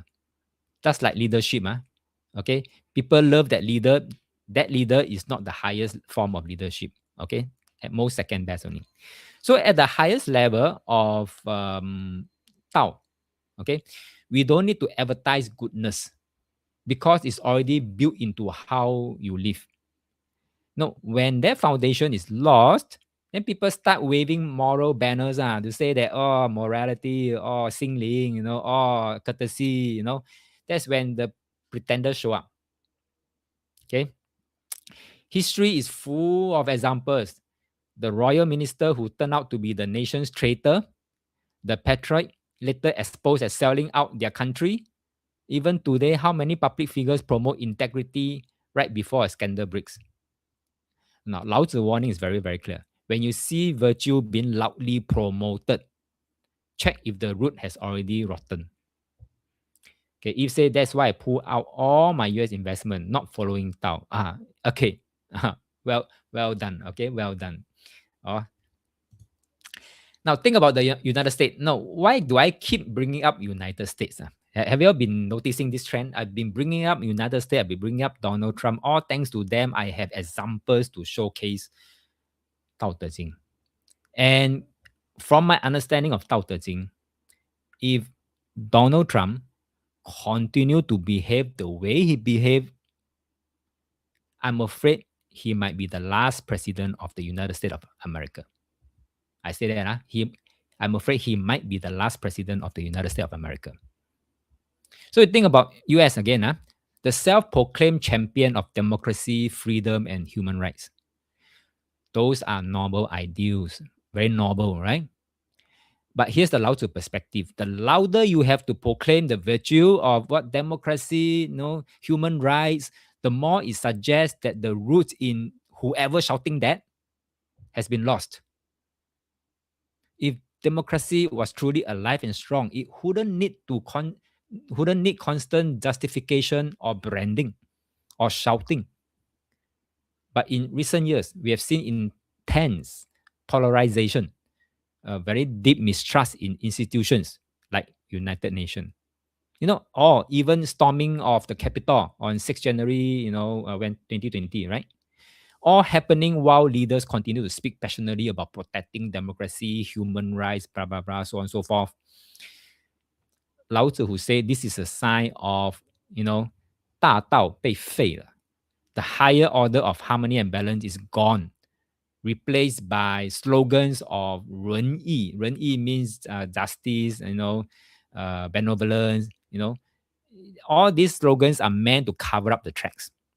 Not the tracks, the cracks. So the lesson, don't be fooled by beautiful words. Judge the health of a system, judge the health of a leader, judge the health of even a relationship by the natural harmony you feel, not the promises that they are shouting. So when the root is healthy, the tree doesn't have to shout that it is alive. Don't have to, right? Okay, so whether in politics, business, or your personal life, constant virtue signaling is often a sign that the real virtue has already been lost. Now, Darren is saying, recently when I come across Elon Musk, he says when mankind, all the desire fill up, are we facing a bigger disasters? Sounds so familiar here. If you're not careful, we're going to abandon Tao in a big ways. Wow. Yes, agree with you, Darren. Yeah, I also agree with Elon Musk when he said that. Pepe say, I'm attending double webinar. The other webinar mentioned T, 八字, strong fire and earth. Not good for him this year, including his health. And what's your point, Pepe, about this statement that you share? So next, Lao Tzu warned us, when cleverness and cunning appear, great lies soon follow. Isn't it exactly what happened in the United States right now? All the clever minds, all the cunning minds, all are filling up the top seats in the Trump administration. Okay. Oh, okay. Pepe, I mentioned Trump and not aligned with Tao. Okay. All right. Okay. So you're attending this webinar and mentioned about Trump 八字, is it? Strong fire, strong earth. Okay. Right. Thank you very much, Pepe. Where was I? I said, okay. So the second line in this chapter 18 say, when cleverness and cunning appear, great lies soon follow. Notice he didn't say wisdom. He didn't say 智慧. Okay. But he used another word called 智慧. Rhyme the same, but it's different meaning. One is called wisdom. 智慧 is wisdom. But this 智慧 here is called clever intelligence. This isn't about true insights. It's about using smartness as a tool for control. And here's a paradox. The more a ruler governs with clever rules, the more people learn to fake compliance. I repeat, the more a ruler governs with clever rules, the more the people learn to fake compliance. It's same everywhere, whether it's in an organization, in a country, everywhere, even in the family, same. If parents come up with a lot of clever rules, the children will know how to, will learn how to fake compliance also. Okay. So if say, how about China, Xi Jinping as well? Yeah, I'm sure all leaders more or less, will exhibit this kind of characteristics. But at least China is very subtle with what they are doing.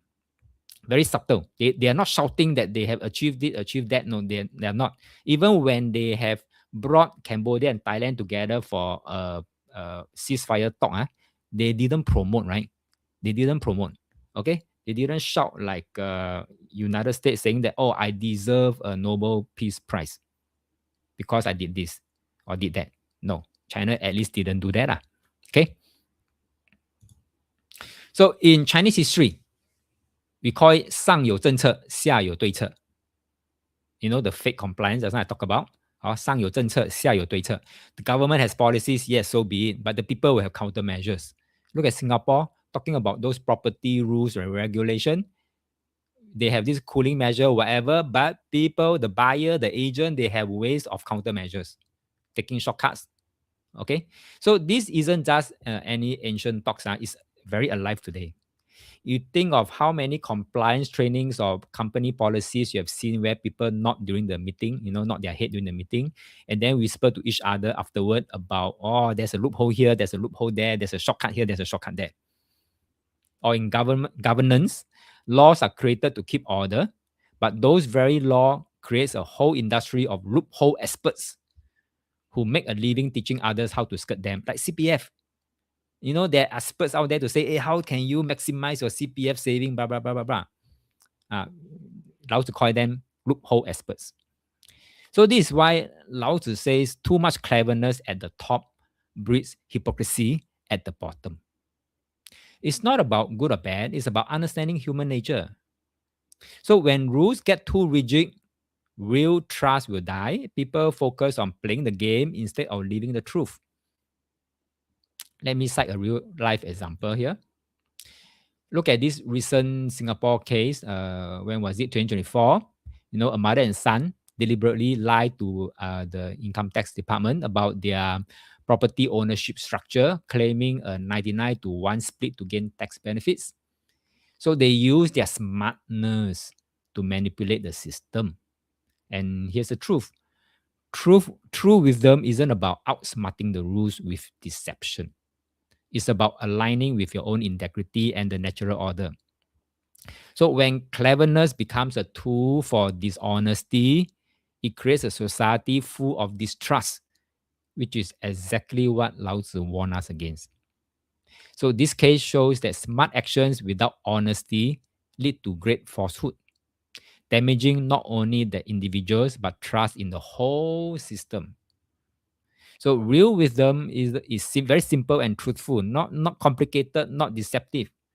Don't confuse being clever with being genuine. Next, 老子 say 六亲不和有孝慈.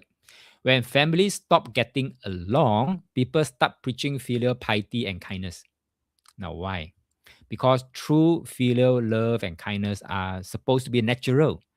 They don't need to be pushed, they don't need to be advertised, they don't need to be highlighted. You think about it, in a healthy family, protection for each other, care for each other flow very naturally. True goodness, filial piety, kindness, they can't be pushed, they can't be forced. When you have to force such a thing called filial piety, when you have to force someone to be polite, it's a sign something is wrong underneath already. So the more you try to encourage filial piety artificially, if government try to encourage, try to have a campaign, say, be filial to your parents, then it's a very serious signal that, something is rotting in Singapore. Okay, hope we don't have to get there.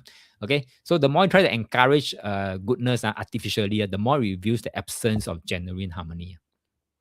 So in leadership, in business, in family, focus on creating the natural conditions where respect and care flows effortlessly. And that's real Tao. Okay. So if say when teacher try to force the student to be better, is it good? Not force. Okay. You see, you can force any students to be good. Okay. Force. Then what do? They cheat. Right?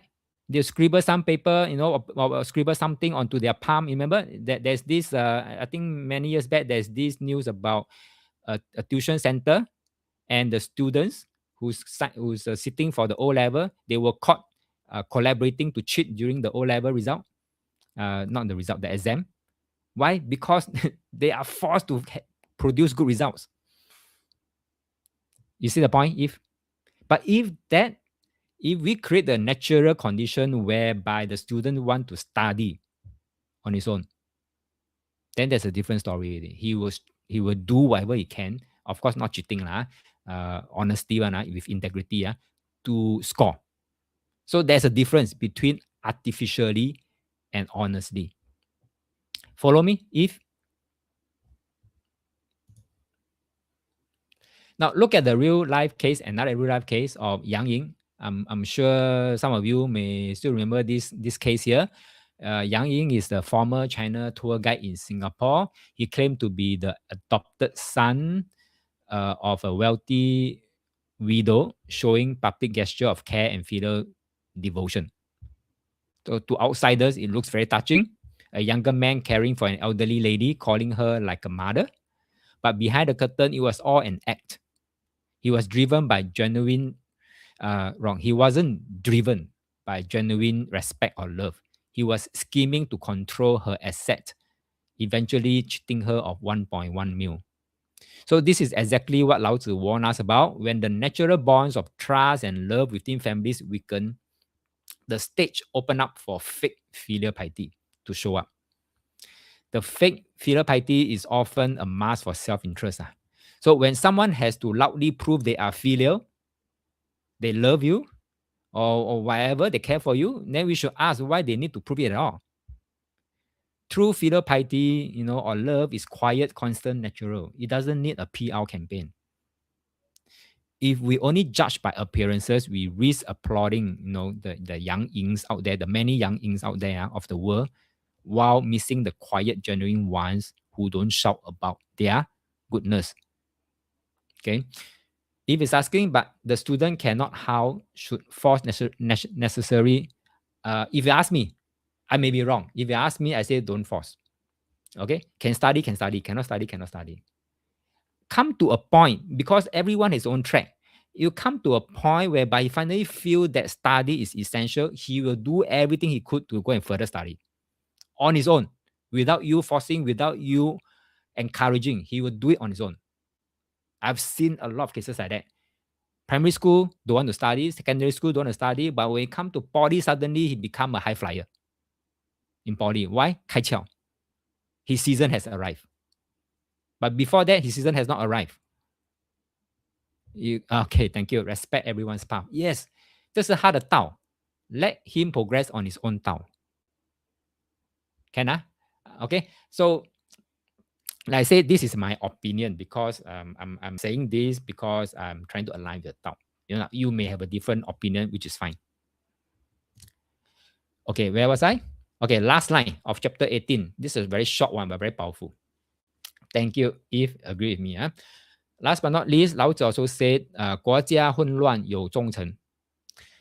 When a country is in chaos, loyal minister appear. You can look at USA lah. You see whether any loyal minister will appear or not when the country is in chaos. Like China, for so many cycles, when the country was in chaos, right? You see a lot of good people suddenly show up, like Mao Zedong many leaders suddenly show up. Okay, so on the surface, it seems like Lao Tzu is praising the ministers here. Why a loyal minister appear? Like as though Lao Tzu is praising the minister, but on closer look, he's really pointing out something uncomfortable. If everything is running so well, now this extreme intervention won't be needed. You think about it, when you read praises of any good advisor or critics to leaders, do you feel the admiration or do you feel the discomfort? That discomfort is the point. That good advisors or critics' brilliance only shine because it subtly highlights the flaws of the leader. Right? If someone can step out to say that, oh, our prime minister, this and that and this, it's just highlighting the flaws of the leader. Loyal critics don't assist to celebrate on. They assist because something is broken. Example, local examples. Take the example, I think last year, if I'm not wrong, this one last year, 2025. Our minister, Ong Yi Kang, responding to complaints about storeholders at Bukit Canberra Hawker Centre about the treatment of storeholders are there. So he put out very strong defense of government policy, showing a government under pressure. You know, his very act shows that government is under pressure. The government is trying to manage public opinion and keep things stable. And what's the lesson?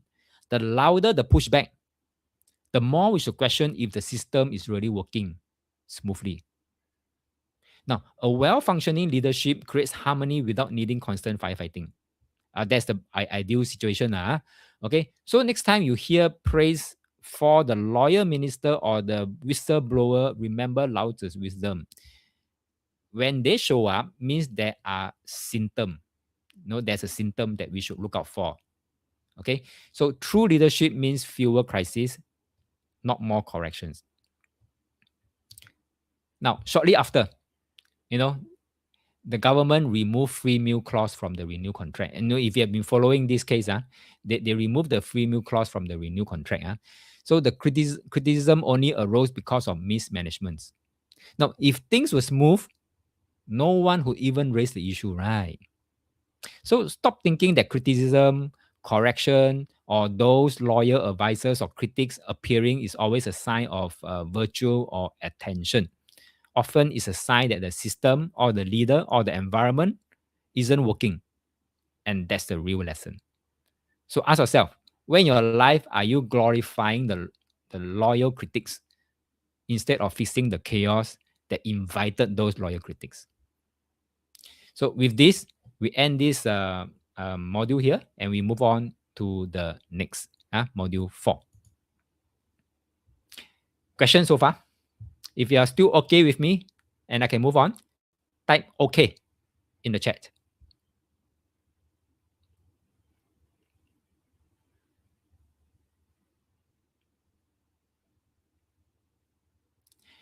Eve is asking, Master, I don't understand with just now slide. Just now slide is this one, is it?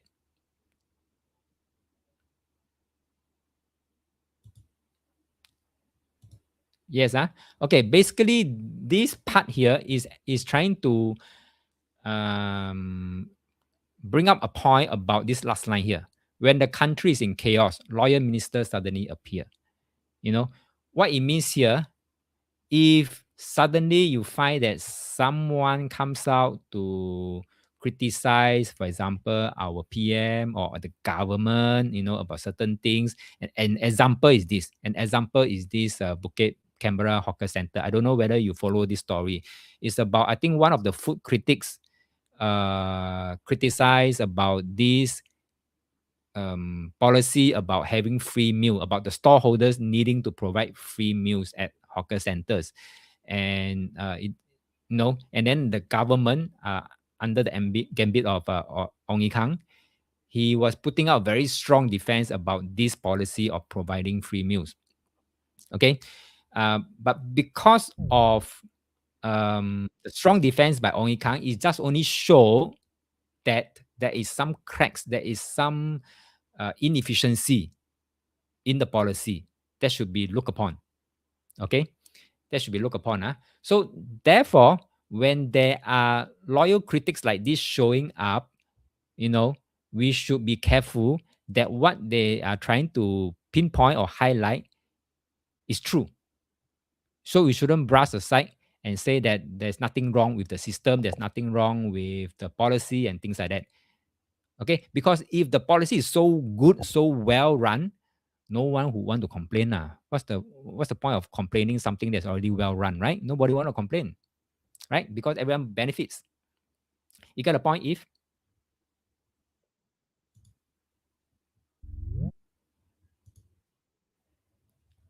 that's right. 无风不起浪, correct. That's right. That's right. That's the point. 无风不起浪.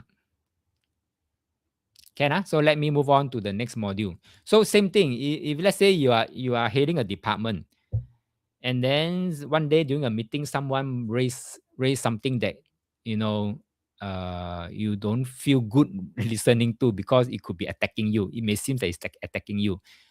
Don't attach to that meaning. Don't take it personally. When he raise something means there could be some inefficiency somewhere.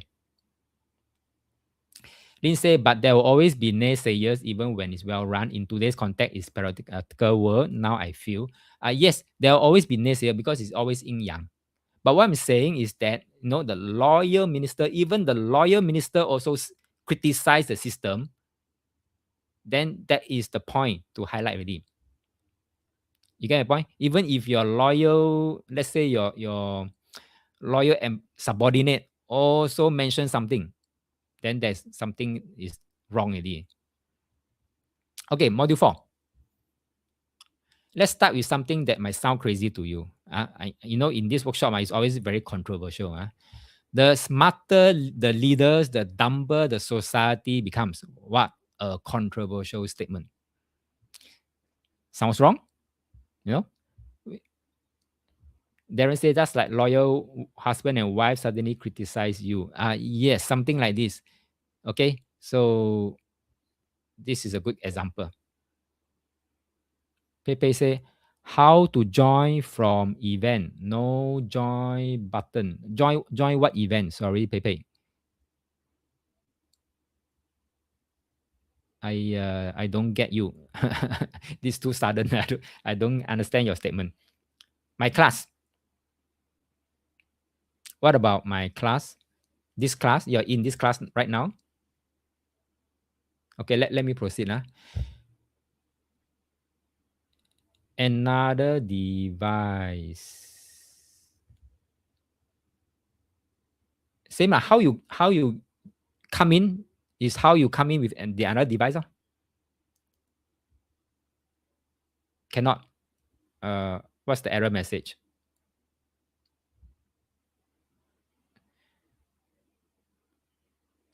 All right. So this controversial statement: why smarter leaders make dumber societies? When heartbeat.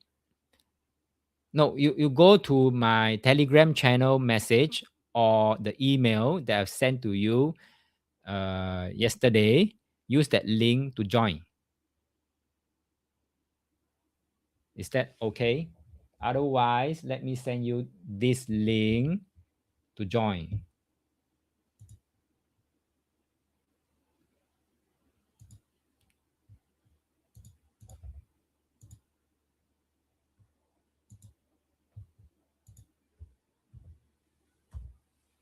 Okay, click on this link to join.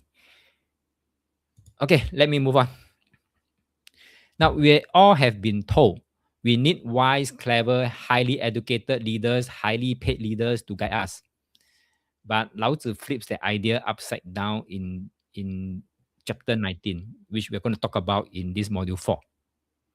In this module, we are going to tear apart the idea that more cleverness equal more progress and see why simplicity, purity, and fewer desires might be the ultimate smartness. Let's hit this straight now. Lao Tzu in Dao De Jing chapter 19 says, stop worshipping smart people and chasing clever ideas, and the people will be 100 times better off. Okay, so 决胜气质名利百倍so basically means stop chasing after smart people.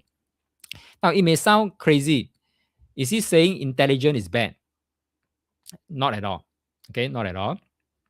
What he's really warning against is the ego trap of looking smart. There are people out there who always want to put on the front, want to look smart, but actually may not be smart. Maybe or may not be smart. Huh? You know the type people get praised once and suddenly they are inflating themselves, dropping important advice here and there, everywhere, insisting that everyone follow their plans. And guess what? A lot of time, most people aren't listening. They just don't care. You think about it. How many times have you seen someone at work constantly correct everyone else, share brilliant solutions? Is it brilliant? Or post on social media online, proving how clever they are. And what happened? People scroll past and then they will just tune out. So your wisdom, your clever ideas, they only work when shared with humility. If thank you very much, making use of their smartness, their intelligence to fulfill their desires, and some desires are undesired desires. So remember when Trump repeatedly claimed 53 times, according to fact checks, that he could end the Ukraine war in 24 hours? But very smart, right? Wow, how Biden also couldn't do that. How could he have so smart, so clever, so intelligent to be able to end the Ukraine war in 24 hours? It's not a joke. It's not a one-off thing that he said that. He loudly promised the world something monumental when he was campaigning for the presidential seat. Now, let's see what Lao Tzu say in chapter 19, right? He was saying, don't blindly follow this kind of smartness, right? And people will benefit a hundredfold, right? And I think it's quite true, looking at this example here. So it's not that wisdom or action is bad. The warning is about ego and fanfare. Trump's loud proclamation are a textbook example of what Lao Tzu cautioned us against. Overemphasizing yourself, insisting others must listen, and trying to control perception. That means creating a lot of narratives that's not the truth. And the true lesson here is, we should go for quiet competence. We should go for humility. We should go for results. These create trust and lasting impact. Now, in contrast, last year during the National Day Rally 2025 speech, our PM, Lawrence Wong, said we will mark new milestones not with loud fanfare, but with quiet confidence. Or when I hear this statement, I was quietly happy. I thought he knew the Tao. I thought he was very aligned with the Tao. Right? So actually, this is what Lao Tzu is trying to say in chapter 19. It's not about rejecting intelligence or achievement. It's about rejecting the needs to show off, to be the loudest, to force something, to force people around you to notice you. Not that. Real influence doesn't shout. No need to shout. You just have to work quietly. Okay, work quietly, work steadily, and work confidently. Think of countries, leaders, or innovators who quietly deliver results. No grandstanding, no constant self promotion, and their impacts last because people trust them, not because they constantly demand attention. So stop feeling the need to prove yourself with noise. Let your work, your result, your integrity speaks for themselves. So quiet confidence create far more lasting benefit for you and for those around you. Singapore used to be like that, quiet confidence. They just do things in the background, very quiet, then pump, result shows. Best passport in the world, something like that. Best seaport in the world, something like that. Huh? But I noticed that we are getting louder and louder, and people are starting criticizing our leaders.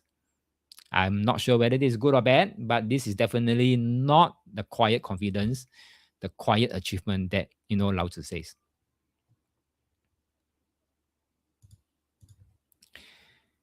Lao Tzu say the people will be 100 times off. What does it mean? It just means very simple. Everyone has their own path. Your talents are yours. My talents is mine. Okay, so we don't need to interfere with each other.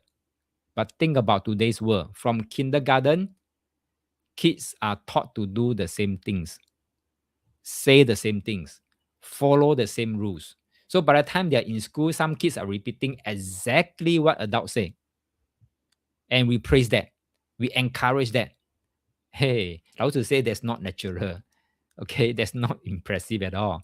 You know, a child should speak like a child, and adult like an adult. And each phases of life is unique, is different. So stop trying to live like everyone else. Stop parroting the right words, the right popular path, or the expected lifestyle that people expecting you to live. You don't have to. Your life doesn't need to be a copy of someone else. It only needs to be yours. So all you need to do is own it, speak your truth, live your rhythm. That's all. Then Lao Tzu also went on to say, stop showing off kindness and righteousness. People will naturally return to real care and compassion. Wow. Why is that? Stop showing off kindness and righteousness. Oh, okay. It's not about stop showing kindness and righteousness. The keyword is showing off. Stop showing off kindness and righteousness. And then people will naturally return to real care and compassion. You think about that. Why do people often fail to show true care or respect? Because they are taught too much about being good, about being righteous, and all of it ends up very fake. Take parenting today. A kid is rushing out the door, anxious about school, and the people and the parents demand say, "Hey, you never say thank you, or you never say goodbye, or you never say what." So these are forced behavior. I'm not saying bad. I'm saying that you force too much, then it become fake. All right. And Pepe say, how has SG been showing loudly from observation? Can you give examples? I don't have examples right now, but the most recent one is the China and Japan quarrel. Every country is keeping quiet, you know, but Singapore step up to say something about that quarrel. Isn't that been loud? You know, we can be quiet. You can Google lah. You can Google. You can Google. Okay. Eve is saying end up to fulfill the expectation only. That's right. But I'm not saying it's wrong to teach the right values to the children, but forcing it down like a drill can backfire. So that they just become fake compliance. Lah.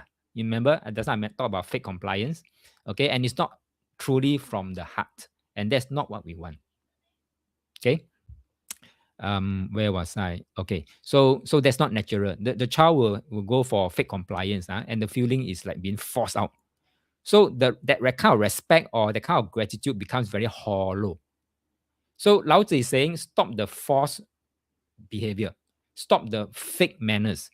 When you stop imposing, real kindness and authentic respect will naturally emerge. Modern example. In companies, employee appreciation often become very performative.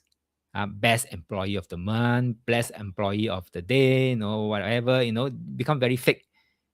Agree or not? To me, I think it's very, very fake. Okay. People will become very, employee, especially like salesperson, they become very fake, and then they will smile at the customer and things like that. But if the customer don't buy, their face change straight away. So it's not from the heart, it's fake.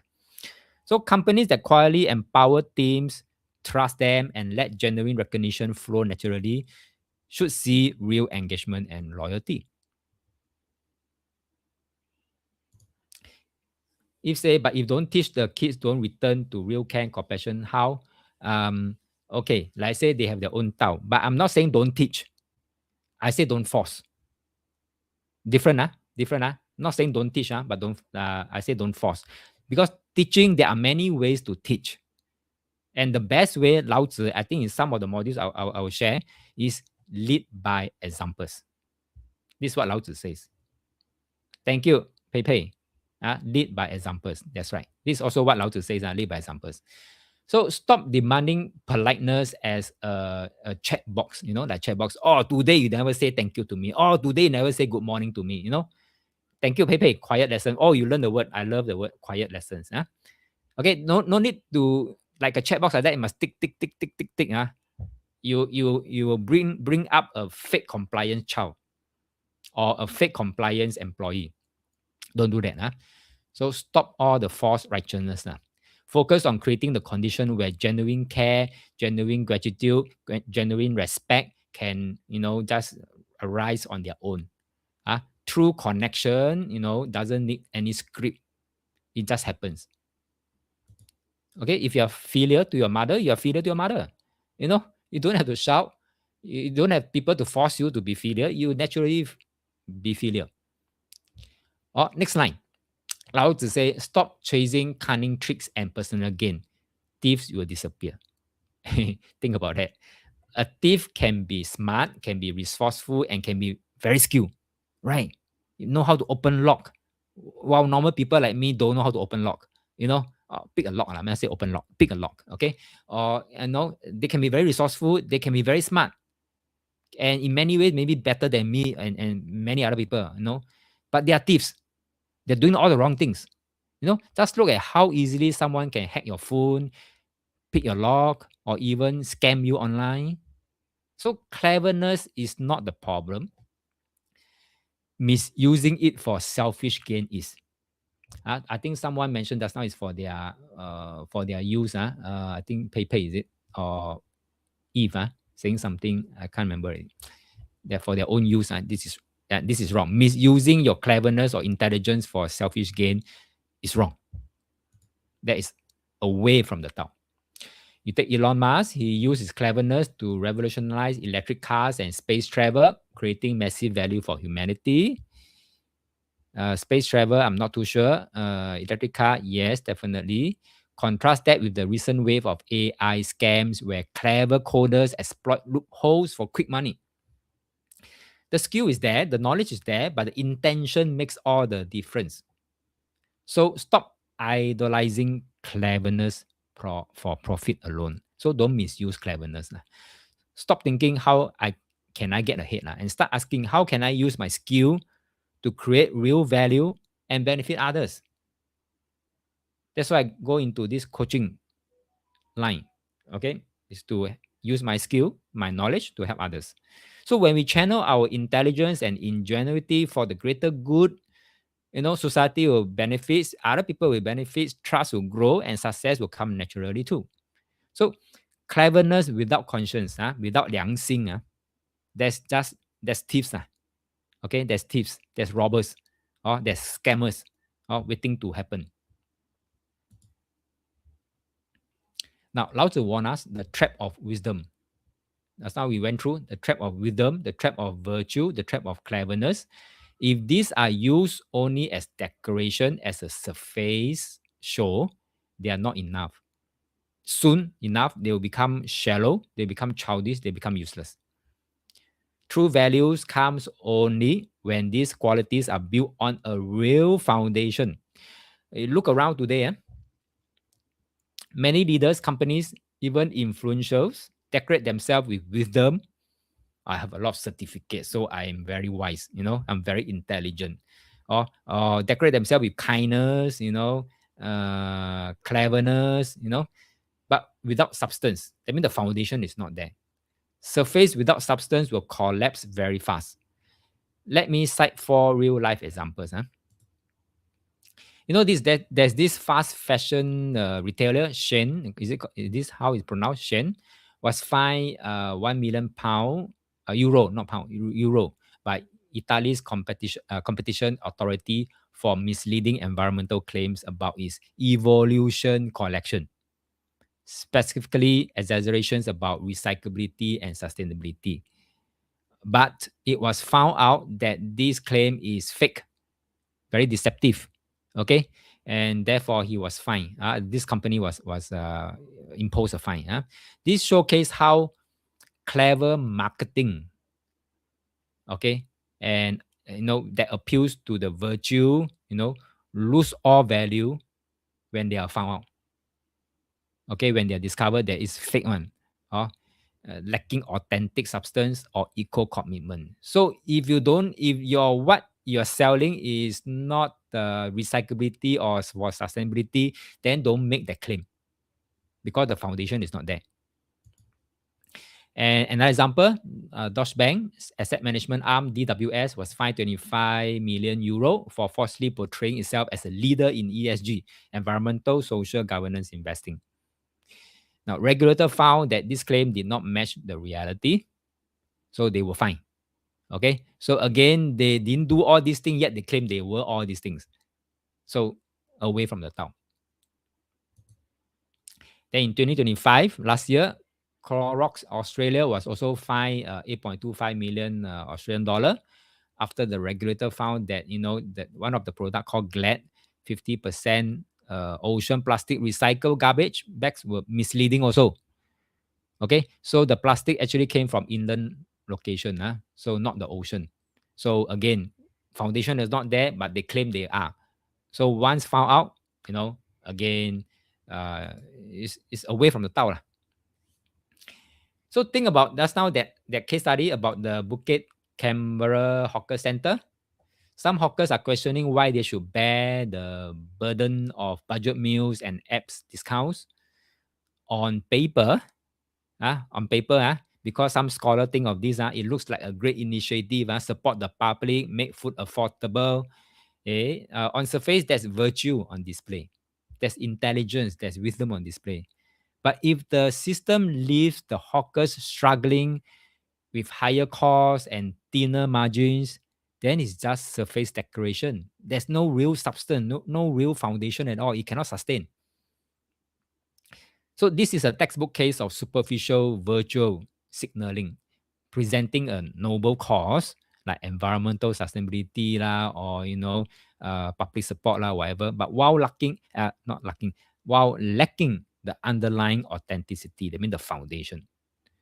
So these cases that I've shared demonstrate how Lao Tzu's core insight applies today. When wisdom, virtue, and cleverness are deployed only as surface ornaments without genuine foundation, they are not just inadequate, they become very deceptive. And the result for businesses may be legal consequences, reputational damage, and public distrust. Last line, 老子 say, 见树跑谱少思寡欲 See the pure, embrace simplicity, think less, desire less. What does that mean?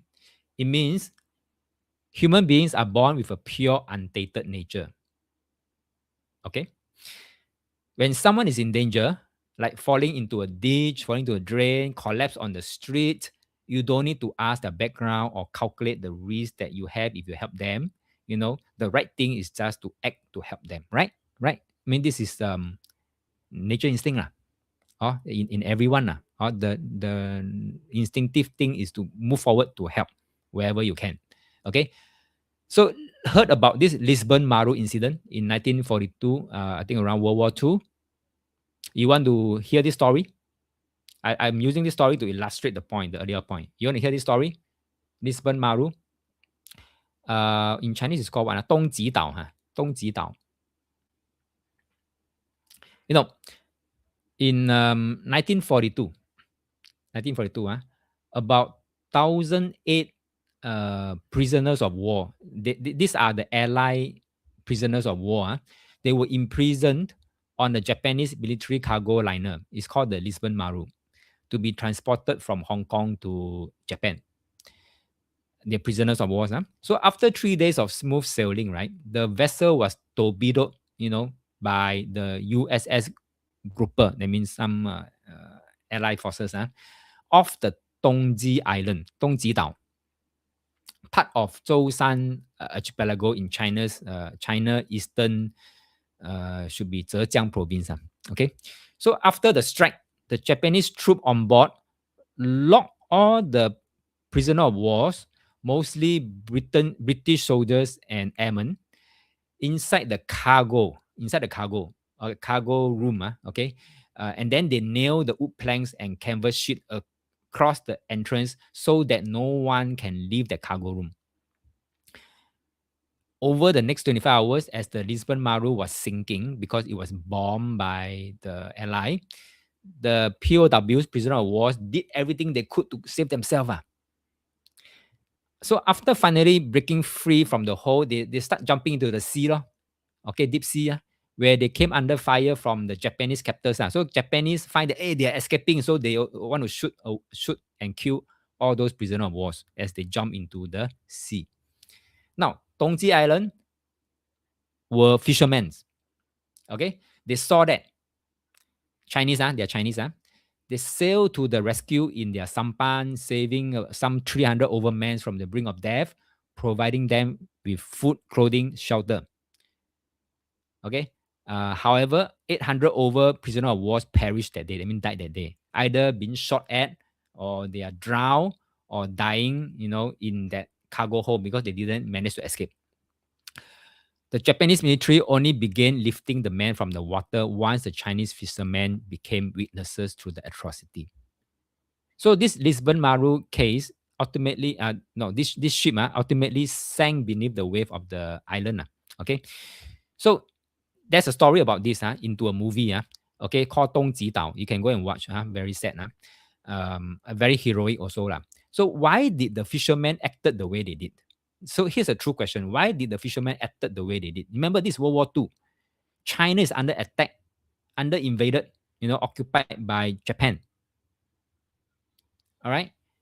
Okay. And then the Western countries, they are also attacking the China, right?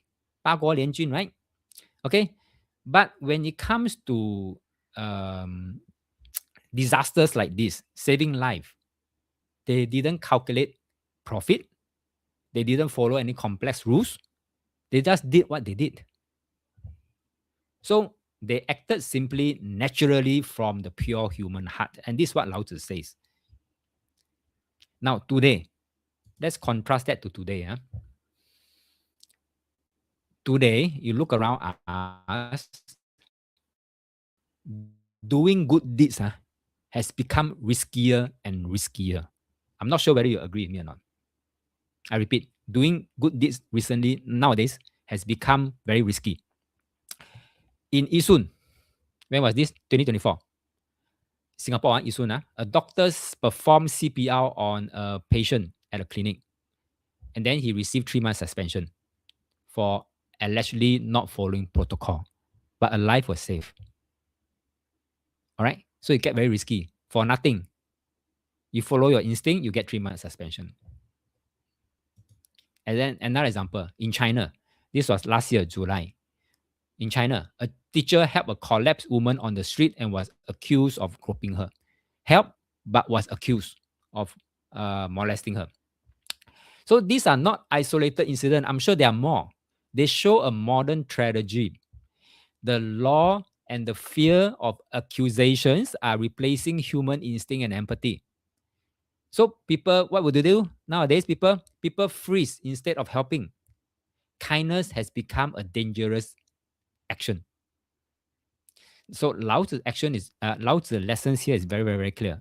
That the pure, simple human heart, the instinct to help, cannot be traded, shouldn't be traded for fear, shouldn't be traded for rules, or shouldn't be traded for any surface appearances.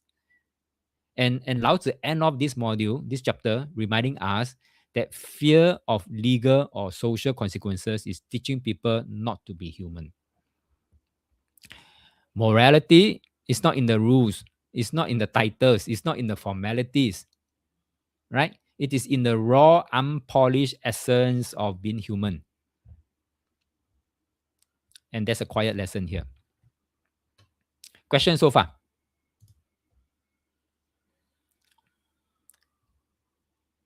Okay, move on some more. So Lao Tzu say, 少思寡欲, think less, desire less. It sounds simple, but in practice, it's very radical. Why? Because our minds are wired with private interests, our own interests, and our hearts are pulled by constant desires. So the moment we chase more than what we truly need, our natural goodness get clouded. Modern life bombards us with endless desires, like new gadget, status, symbols, social comparisons, so on and so forth. But Lao Tzu says, focus on survival needs, reduce private agendas, act from conscience, 良心, and uphold fairness. When you do that, your natural goodness will shine without effort. So stop overthinking, stop over desiring. Like say, Lao to say, you can desire what you want to desire, but don't overindulge. So stop over desiring. Let your action come from conscious, your 良心 and common sense and good judgment, not from the ego or the craving. Your best life is very simple one, and it's already inside you. You know, remember in chapter 1, we talk about 名可名,非常名. Then the name that can be named is not the eternal name.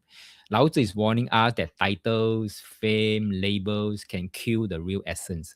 You think about it. When someone is put on the pedestal, worshipped like a savior, they stop being dynamic. Right? They become a statue, and statue can't move, can't adapt, can't stay alive in the flow of Tao. You know, look at the recent events. Huh?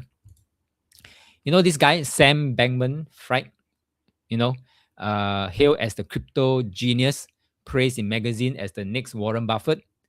So he was put up in the pedestal, okay, so high that few questioned him what he do until it all collapsed. You know, the FTX collapsed. Fame blinded people to reality. So Lao Tzu's point is this: don't chase label, don't worship names. Okay, instead cultivate this historical awareness. Don't just remember dates, names.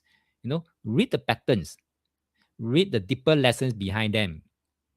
Okay, so in the next module, module 5, which I think is the last module for today, Lao Tzu takes us deeper to the question: what really separates a saint, I mean a sage, from an ordinary person? The answer is not status. The differences is not status. The differences is not in the knowledge, but the practice of Tao in daily life. And let's move on to module 5. But before that, any question? If you're good with me and I can move on, type yes in the chat. Thank you, Lynn. Thank you, Eve. Okay, welcome to module 5. In this module, we step into one of Lao Tzu's most provocative teachings: the power of staying foolish in a clever world. Wow. You think about this. We live in a world that celebrates being clever, being quick, being sharp. From school exams to corporate KPIs, from social media trends to AI powered hacks, everyone is chasing the next smart move. Lao Tzu is challenging us. Maybe the real strength in life isn't about outsmarting others, but about staying rooted, staying simple, even appearing foolish in a world addicted to being smart. And this is the essence of chapter 20, which I'm going to talk about in module 5. Chapter 20 is about one of Lao Tzu's most subtle and powerful ideas, very powerful ideas. 圣凡同. Okay, the saint and the ordinary are not separate. That means they are not different, any different. We think saints are born different. That means saints, I can say sage, 圣人, are born different, superhuman, forever above us. No, no, no. Lao Tzu say no. The only difference between 圣人, I mean the sage, and ordinary people lies in whether you have walked through the process of losing, questioning, and returning. I repeat, the only difference between sage and ordinary people lies in whether you have walked through the process of losing, questioning, and returning. I will do it. He used this metaphor. I'm not sure how many of you have seen or read this phrase before, these 3 sentences. 见山是山,见山不是山,见山还是山. Loosely translated. 见山是山, it means a mountain is just a mountain, ordinary perception. Then, 见山不是山, you begin to question, you begin to doubt, you begin to deconstruct. The mountain is no longer what you thought. Finally, 见山还是山. I mean, you return with deeper clarity. Same mountain, but now truly understood. So we can always use these 3 liner to help us breaks down a thing. For example, just now that Sam Fragment, okay, about the FTX, wow, he has been put on the pedestal to say he's the next Warren Buffett. So 见山是山 means I see him as who he is. Okay, someone who seems to be smart, right? And then 见山不是山, then you begin to question, you begin to doubt, you begin to deconstruct. And then you finally will find that, hey, he is not what people claim him to be. And then finally, 见山还是山. That means now you return back to say, okay, I know who he is now with deeper clarity. He's the same Sam, but now I understand him better now. Okay, so this is these three words, yeah. 见山是山,见山不是山,见山还是山. Qim, right? Okay, so the key here is a real sage return to simplicity after complexity. That means 你见不是山了, that's the complexity. Then you come back to the third line, 我见山还是山. Then now I know him. I recognize him, but with deeper understanding. So there's a fine line between a fake 圣人 and a true 圣人. The difference lies not in status, not in fame, not in labels, but in whether you have truly gone through the journey of 见山不是山. That means seeing the illusion, breaking down the illusion, and then return to 见山是山, embracing the simplicity again. So if say only people walk through and come out will understand why the mountain is mountain again. Oh, wow. Okay, thank you, Eve. Wow, you understood this. Wow, I'm glad. Okay, so let me ask all of you, in your own life, where have you gone through a stage of 见山不是山? That means when everything you believe in suddenly fell apart. And have you allowed yourself to return to 见山是山, to live simply again with deeper wisdom? You know, a lot of cases like this. For example, they what do you call that?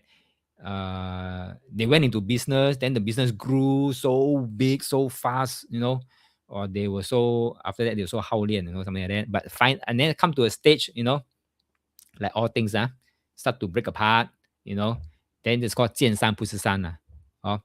After that, once you went through that grief through that process of losing everything in life, and then he came back to be himself again, this is called returning.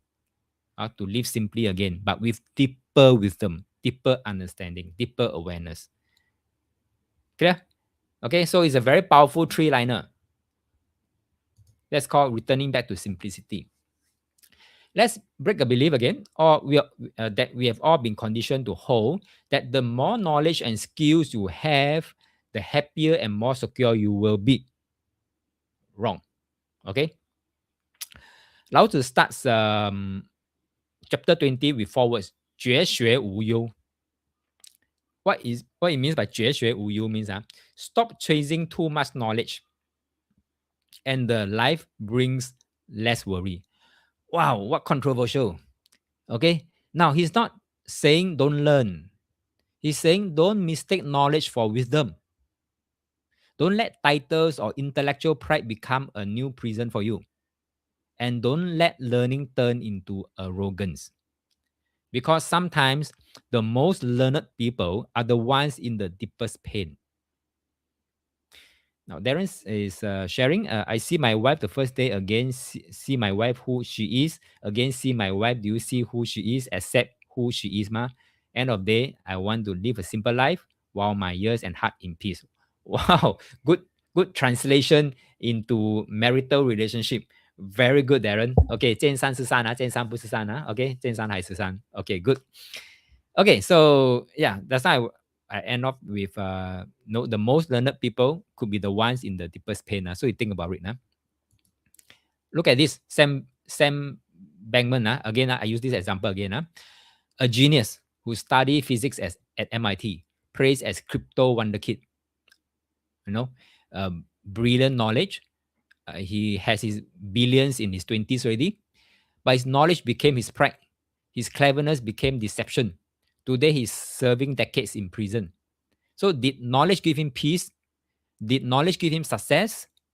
Did knowledge give him this prison? Actually give him downfall, right? Right? So the wrong use of knowledge give him the downfall. Huh? You say perhaps a farmer is more happy than an engineer. Yeah, if you ask our maybe not grandparents, our grandparents lived through the World War II. Maybe if you can ask those older folks, were they happier last time or now? They will tell you it's last time because things were simpler. So workplace, Gen Z versus bosses. Many people complain that Gen Z employees reply on WhatsApp with just okay or only with the K or even a thumbs up emoji. That's it, full stop. So the bosses feel very disrespectful like that. Why the young chap nowadays are like that? But the younger generations means no harm. It's just to them, this is efficiency. No right, no wrong, right? So the yes sir versus the okay, the gap is getting tinier. But the overreaction creates the workplace tension, right? So here's the shift that allows to invite us to, instead of clinging on to form means 形式, that means if you are my subordinate, when you reply my WhatsApp, you must say yes sir, something like that. Cannot okay, these are called form. So when someone says yes politely or casually, forget about that, but focus on the substance. Number one, did they respond? Yes, did they respond? Okay. Did the action get done? Yes. Okay. Work done. You say, okay, what? Get done. If yes, then why let the tiny differences poison your peace? Don't need to magnify tiny differences. Okay. This is what Lao Tzu says. Learn to see the bigger picture. Otherwise, you will waste life fighting over the tone or the emojis being used or the manners, that don't really matter that much. Because if you can stop overreacting to the small things, suddenly, you find your life will feel much lighter. But if you keep harping on all the small things, life will feel very heavy. Next, good and evil. What's the real gap between good and evil? Okay, that sounds obvious, right? Good is good, evil is evil, But Lao Tzu shakes. Again, very controversial, 老子 says, 美之与恶相去和若合, means how far apart are these good and evil really? How far apart? Often we call sun as good, 恶 as evil. It's just a matter of perspective, a matter of time, and matter of context. We exaggerate the gap, but when you zoom out, the line is actually very blurry. I give you an example, real life example. Look at today's world, the Ukraine war, the ongoing Ukraine war. Ukraine, Russia. Each side paints itself as fighting for justice and label the other as the aggressor, right? But from a distance, both sides use similar methods. Both use propaganda, both use alliances, both also sacrifice some things. What we label as good or evil often reflects our standpoint, not reality itself. So Lao Tzu wants us to loosen this rigid duality. There actually is a very fine line between good and evil. Who is the good guy? Who's the bad guy? Is it Russia the good guy? Or is the Ukraine the good guy? No black and white answer. So when we stop being obsessed with drawing hard lines, we gain a calmer and a freer mind. So ask yourself, the next time you react strongly to good or bad, is it really absolute? Or are you just caught in the habits of exaggerating the difference? Especially when it comes to general election, people will start to take camp. Take camp. I'm pro PAP, I'm pro WP and whatever. And when they come together, they quarrel. And they will always point out the bad things about the other party, Okay, so what's the point? Who is good, who is bad? Next, let's confront a subtle trap we all fall into. The fear comes from comparison. Lao Tzu say very specifically, 人之所谓不可不畏. He points out something very radical, something everyone fears something. That is loss, failure, judgment. But the fear of a true Tao aligned person is fundamentally different from ordinary fear. So ordinary fear, what ordinary people fear is, fear of loss, fear of failure, fear of judgment, how people see me, that kind of judgment, right? So, but a truly Tao aligned person, the fear is something else. Okay, so most people chase status, most people chase wealth or validation to suit their fears. Someone's status will go for expensive dinners. They will join golf club to show that they are on equal standing. And they will go about doing social media bragging. They fear of not measuring up. So what they do, they overcompensate beyond their means sometimes. So Lao Tzu isn't telling us to be fearless. He's saying fear differently. How to fear differently? Lao Tzu say, recognize the fear, but don't be enslaved by it. So you may fear about how people look at you. Recognize that fear, but don't let that how people look at you enslave you. Ordinary people fear, ordinary fear, people tend to react. But if it's a cultivated fear, that means especially Tao aligned person with a cultivated fear, they will observe the fear, they will adapt gradually and move forward. So Lao Tzu is telling us a way out of self-imposed fear. So look at COVID-19 essential workers, like the nurses. They also fear exposure to the virus. I'm sure they do. If we fear, they also fear, right? Because they are the first hand. Healthcare worker acted with clarity, with courage. So they have the same fear, but their fear now is become a cultivated fear. So they acknowledge the fear, yet it did not control their decisions. Okay, they manage it consciously. That means they adapt, they put on the protective gear, and they move forward. Something like that. Yeah. So next line, Lao Tzu says, the world feels endless and confusing. Lao Tzu points to something we rarely questions. Okay, the endless chase of pleasure and the fear of being judged. Again, the fear of being judged. Most people are terrified to be simple. I'm not sure why. A lot of people that I know, they don't want to look simple. No, they don't want to speak plainly. They just want to have high life, high level life. But I'm not sure why. Okay. Because society mocks simplicity as ignorance. Why your life so simple? Why your t-shirt is to a $2 market one? What's wrong with $2 t-shirt, from the market? I don't see anything wrong. Okay. So we are told to polish our words, control our tone, dress up our image. At some point, I was told my spoken English was broken English, with a lot of Singlish in there. Or if I were to go and brush up my word, which I can, then I won't be here today already. I will still be training myself. Okay. But the more we fear judgment, the more our true nature is buried. So look around. People rush from one indulgence to the next. Fine dining today, exotic travel tomorrow, entertainment every weekend, whatever other people do, they want to follow. It looks like joy to them, but often it's a mask covering insecurity and fear. If it's saying, wrong. If it's asking, I feel it's okay to feel fear, but not cling to it. Yeah.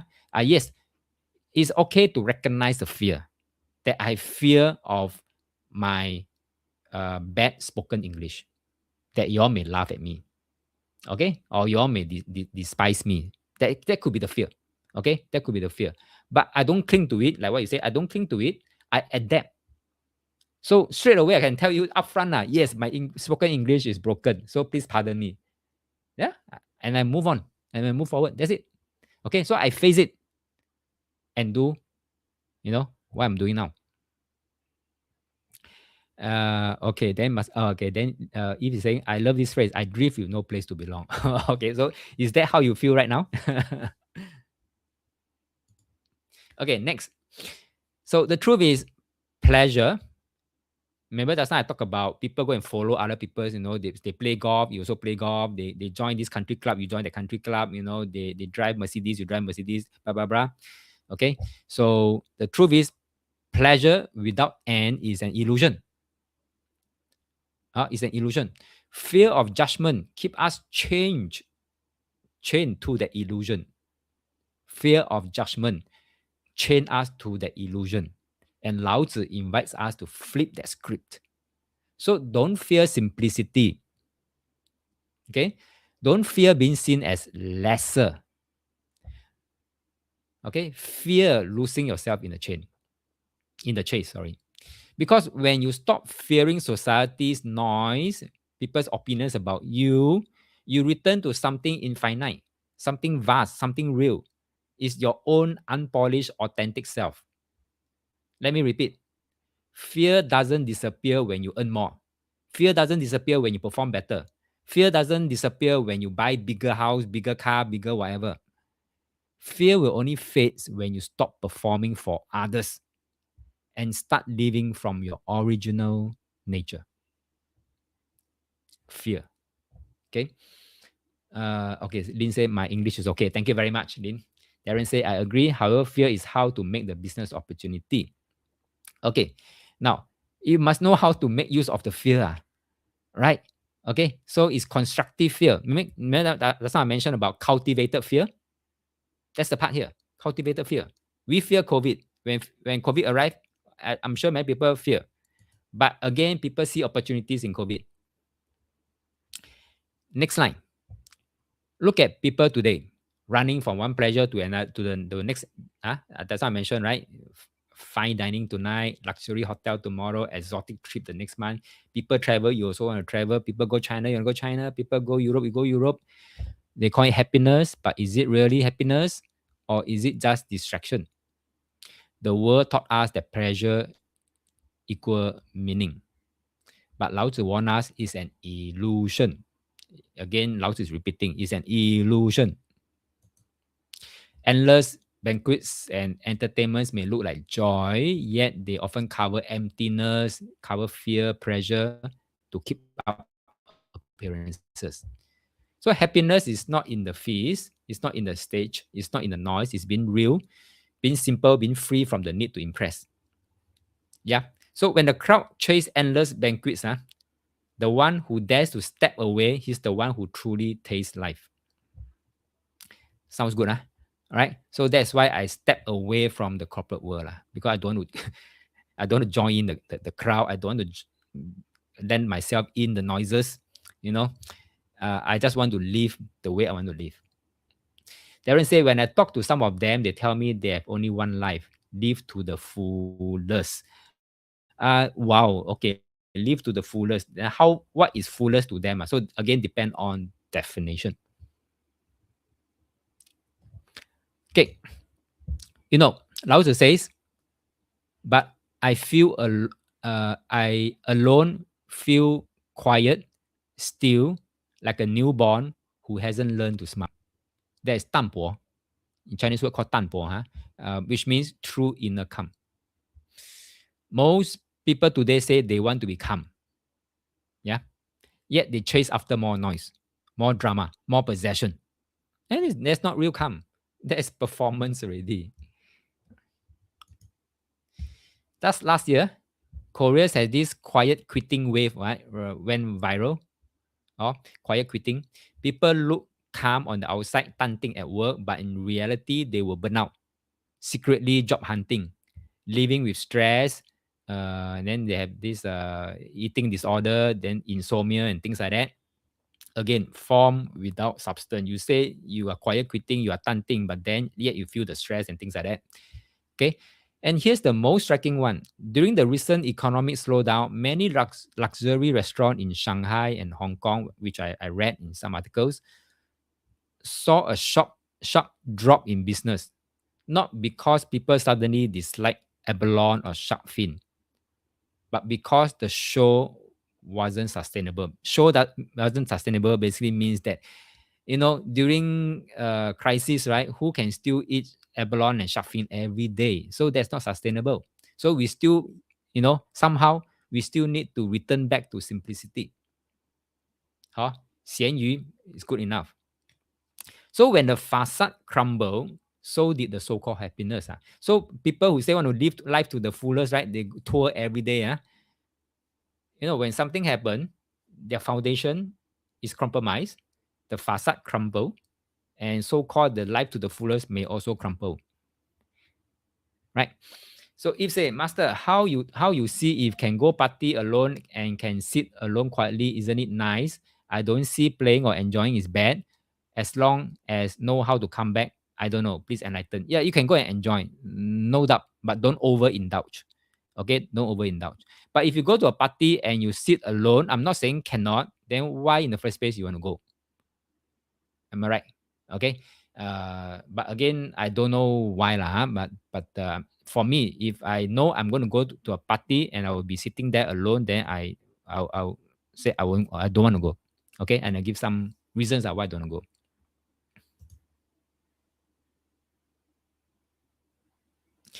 So if they party, how to be alone? Yeah, there's some this Chinese called 社恐. 社恐 means introvert lah. Is it introvert? Yeah, they go to party, they will be at one corner, alone, and then have a glass of I don't know, beer or whatever.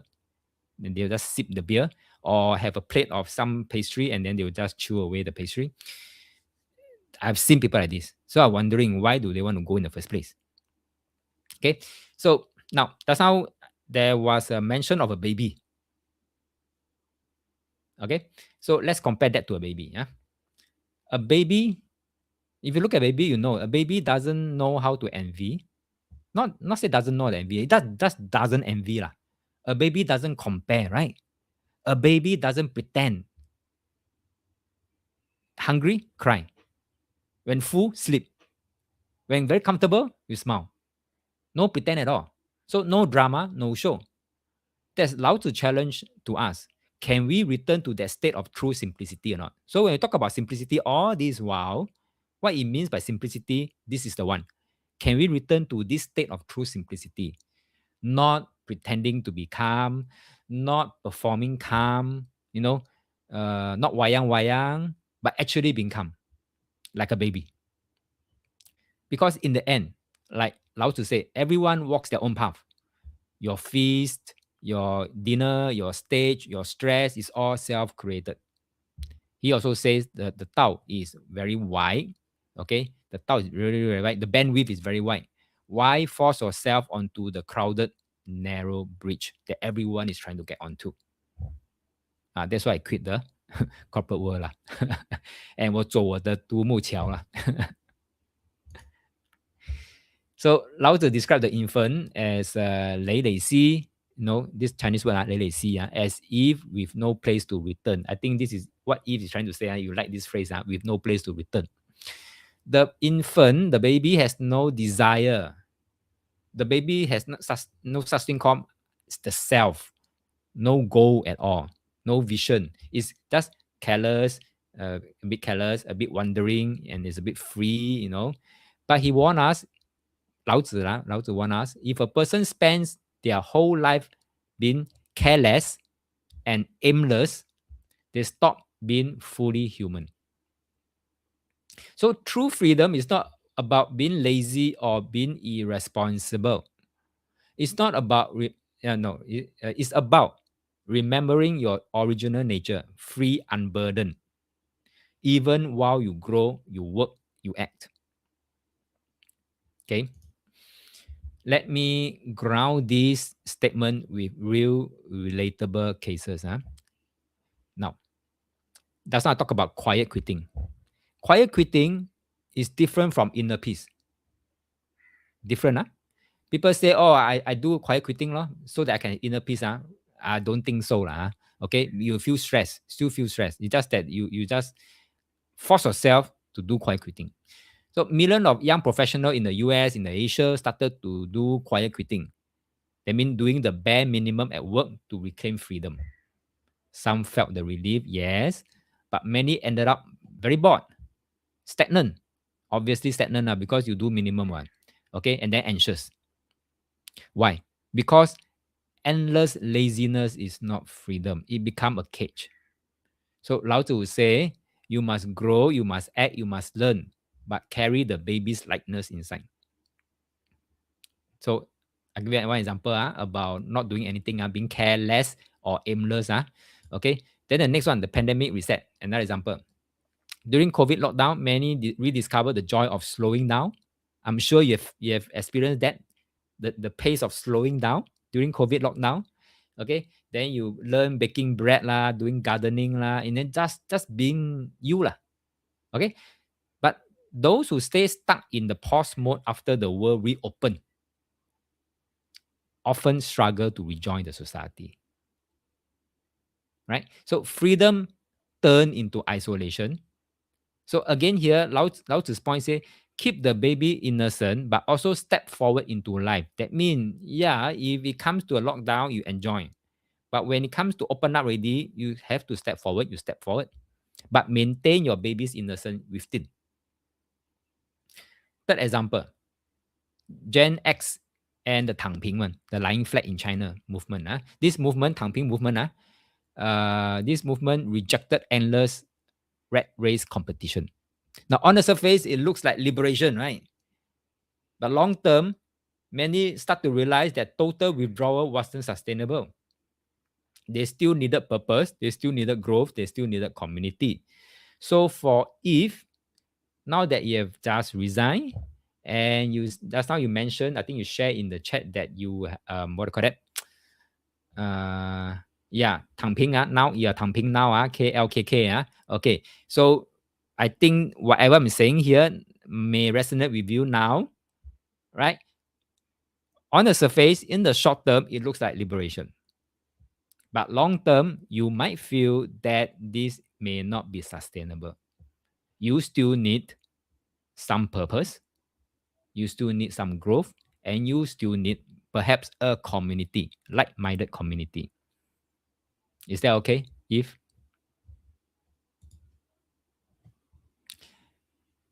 right, so here's the Lao Tzu advice for this chapter. Don't chase illusion of success. Don't chase after success. Whoever want to chase. Like what Lao Tzu mentioned, the bandwidth of Tao is very, very wide. Why want to squeeze into that very narrow bridge where everybody chasing the success, the illusion of success? Don't need to join them. Okay? So don't chase illusion of success, but also don't reject life. Don't 躺平 until you become aimless. Right? So walk your Tao with ease. 你有你的道，我有我的道. Just walk your own Tao with ease, not with exhaustion or stress. Lao Tzu remind us the world will try to bury you with pressure and comparison, but you don't have to forget your true nature. And what is the true nature? The true nature is effortless, 无为. You are in season. When the season comes, the season comes, and it will come. Lao Tzu says, everyone seems to have plenty, right? I alone seems to have nothing. You know, if you join the narrow bandwidth, right? Everybody seems to be, going pubbing lah, whatever lah, drive big cars lah, stay in landed lah, blah blah blah. Then you look at yourself, I seem to have nothing, eh? Think about it, right? One closet with 100 suits sounds very rich, right?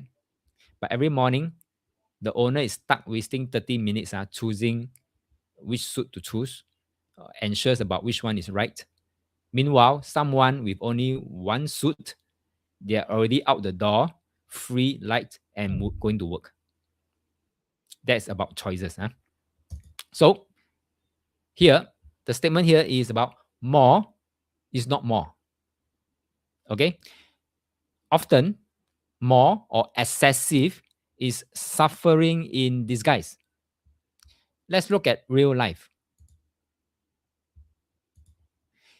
Decision fatigue in modern life.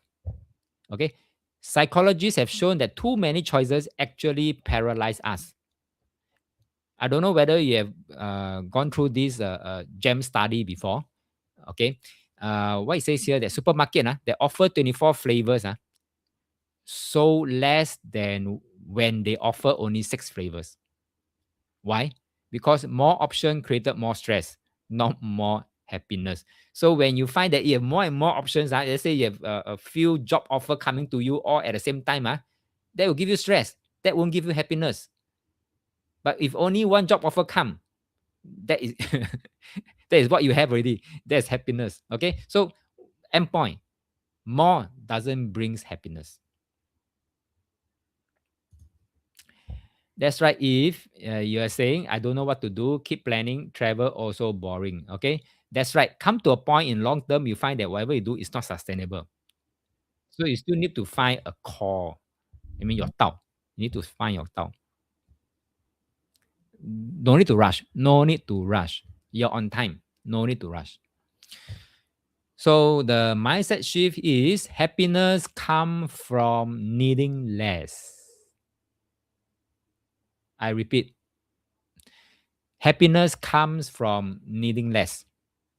And Lao Tzu is telling us, don't mistake excessive or more for happiness. True happiness is freedom from the burden of excess. Wow, controversial. I repeat, true happiness is freedom from the burden of excess.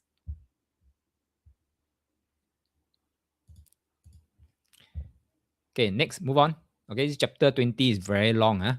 Okay, so next line, Lao Tzu says, other looks bright and clever, I alone seems dull and slow. Notice he say, 愚人之行, okay, 愚人之行 means foolish action. He said, 愚人之心, the heart of one who chooses not to compete. In the world obsessed with winning, everybody want to win, and when you not fight back, right, you can look very foolish, right? As a comparison, if people fight to win, you don't fight, you look very foolish. But you don't fight, that's actually strength. Let's anchor this point with real life cases.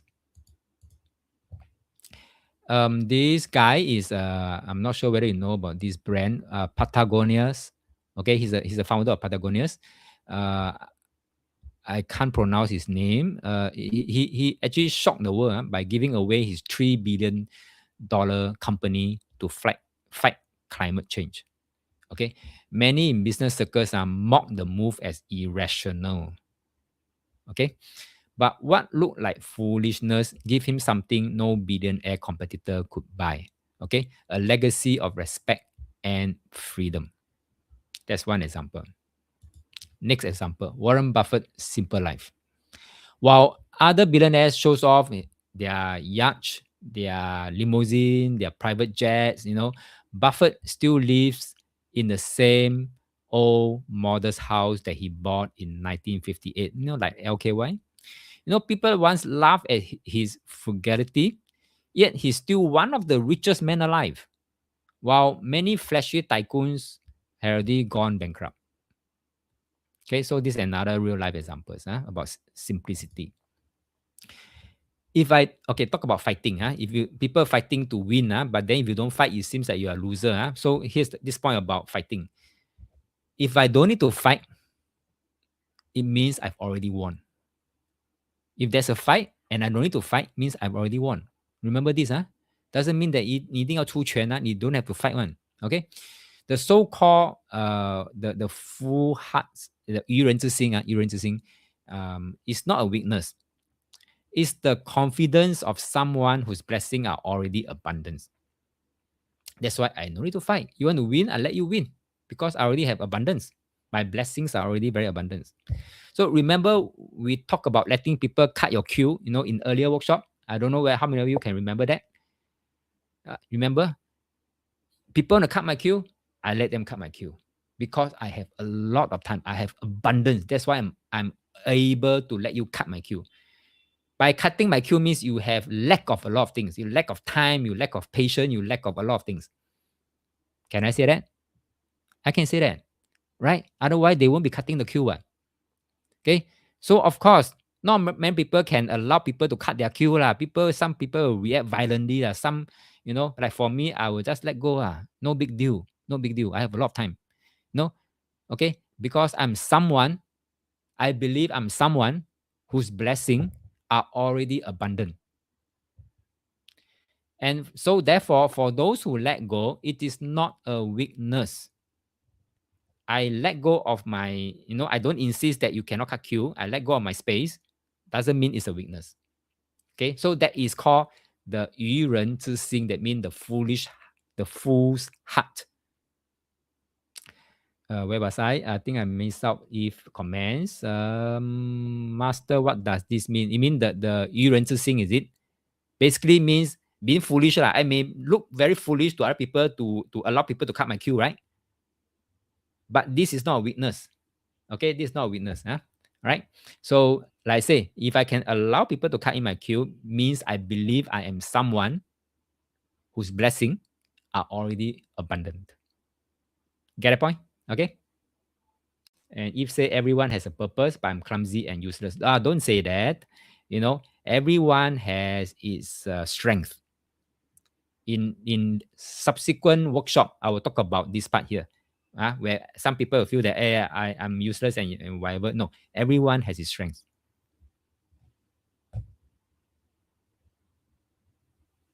Oh, okay. So you're saying here, where was I? Where was the line?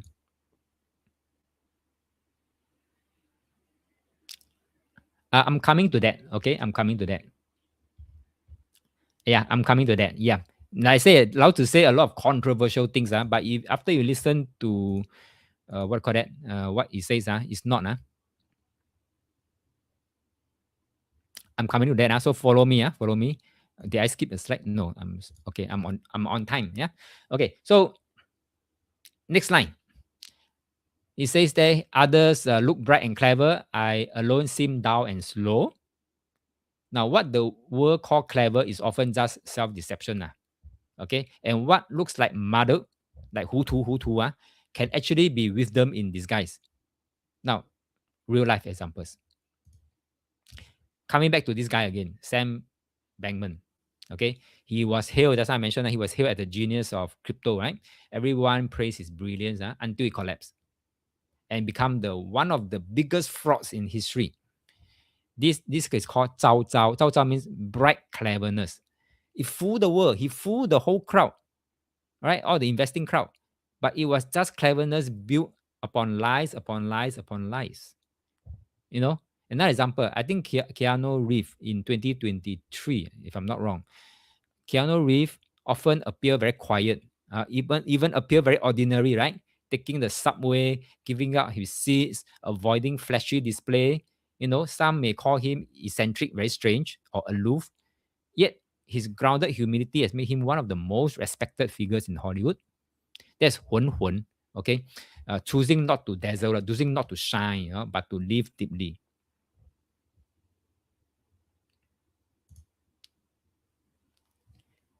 Okay, so recently, another example, we saw the case of a man sentenced to, I think, when was this? 2024, sentenced to 10 years in jail for pretending to be a forex trader, pretending to be very good at forex. He cheated 13 people of more than 4.6 million. Wow, he's damn clever, intelligent, right? But misused. Think about it. Why did people fall for it? Because he looked bright, he looked sharp, he looked successful, nice suits, smooth talking, appearance of a financial genius or guru. So to the crowd, he was dazzling, he was glamoring. But Lao Tzu remind us, the world chases cleverness, but I choose to appear simple and even muddled. So sometimes, not being dazzled, like not being dazzled by all the shining, all the bling bling, actually can save life, can save you and your money. So if those 13 people who has been cheated, been scammed, been willing to look deeper, 见山不是山, and to ask simple, almost silly questions like, can you show me actual proof of your trades? They would have seen through all the illusion, right? So here's the mindset shift. Don't envy the one who look clever. Question. That's why, my house rules, right? Don't believe a thing I say. You can question me, you can don't believe me, whatever, but I just want you to try it out. Next is don't fear looking simple. I don't mind wearing a $2 t-shirt out, right? or don't fear looking dumb. I mean, they're not ask question. They're not question. Can you show me proof or not?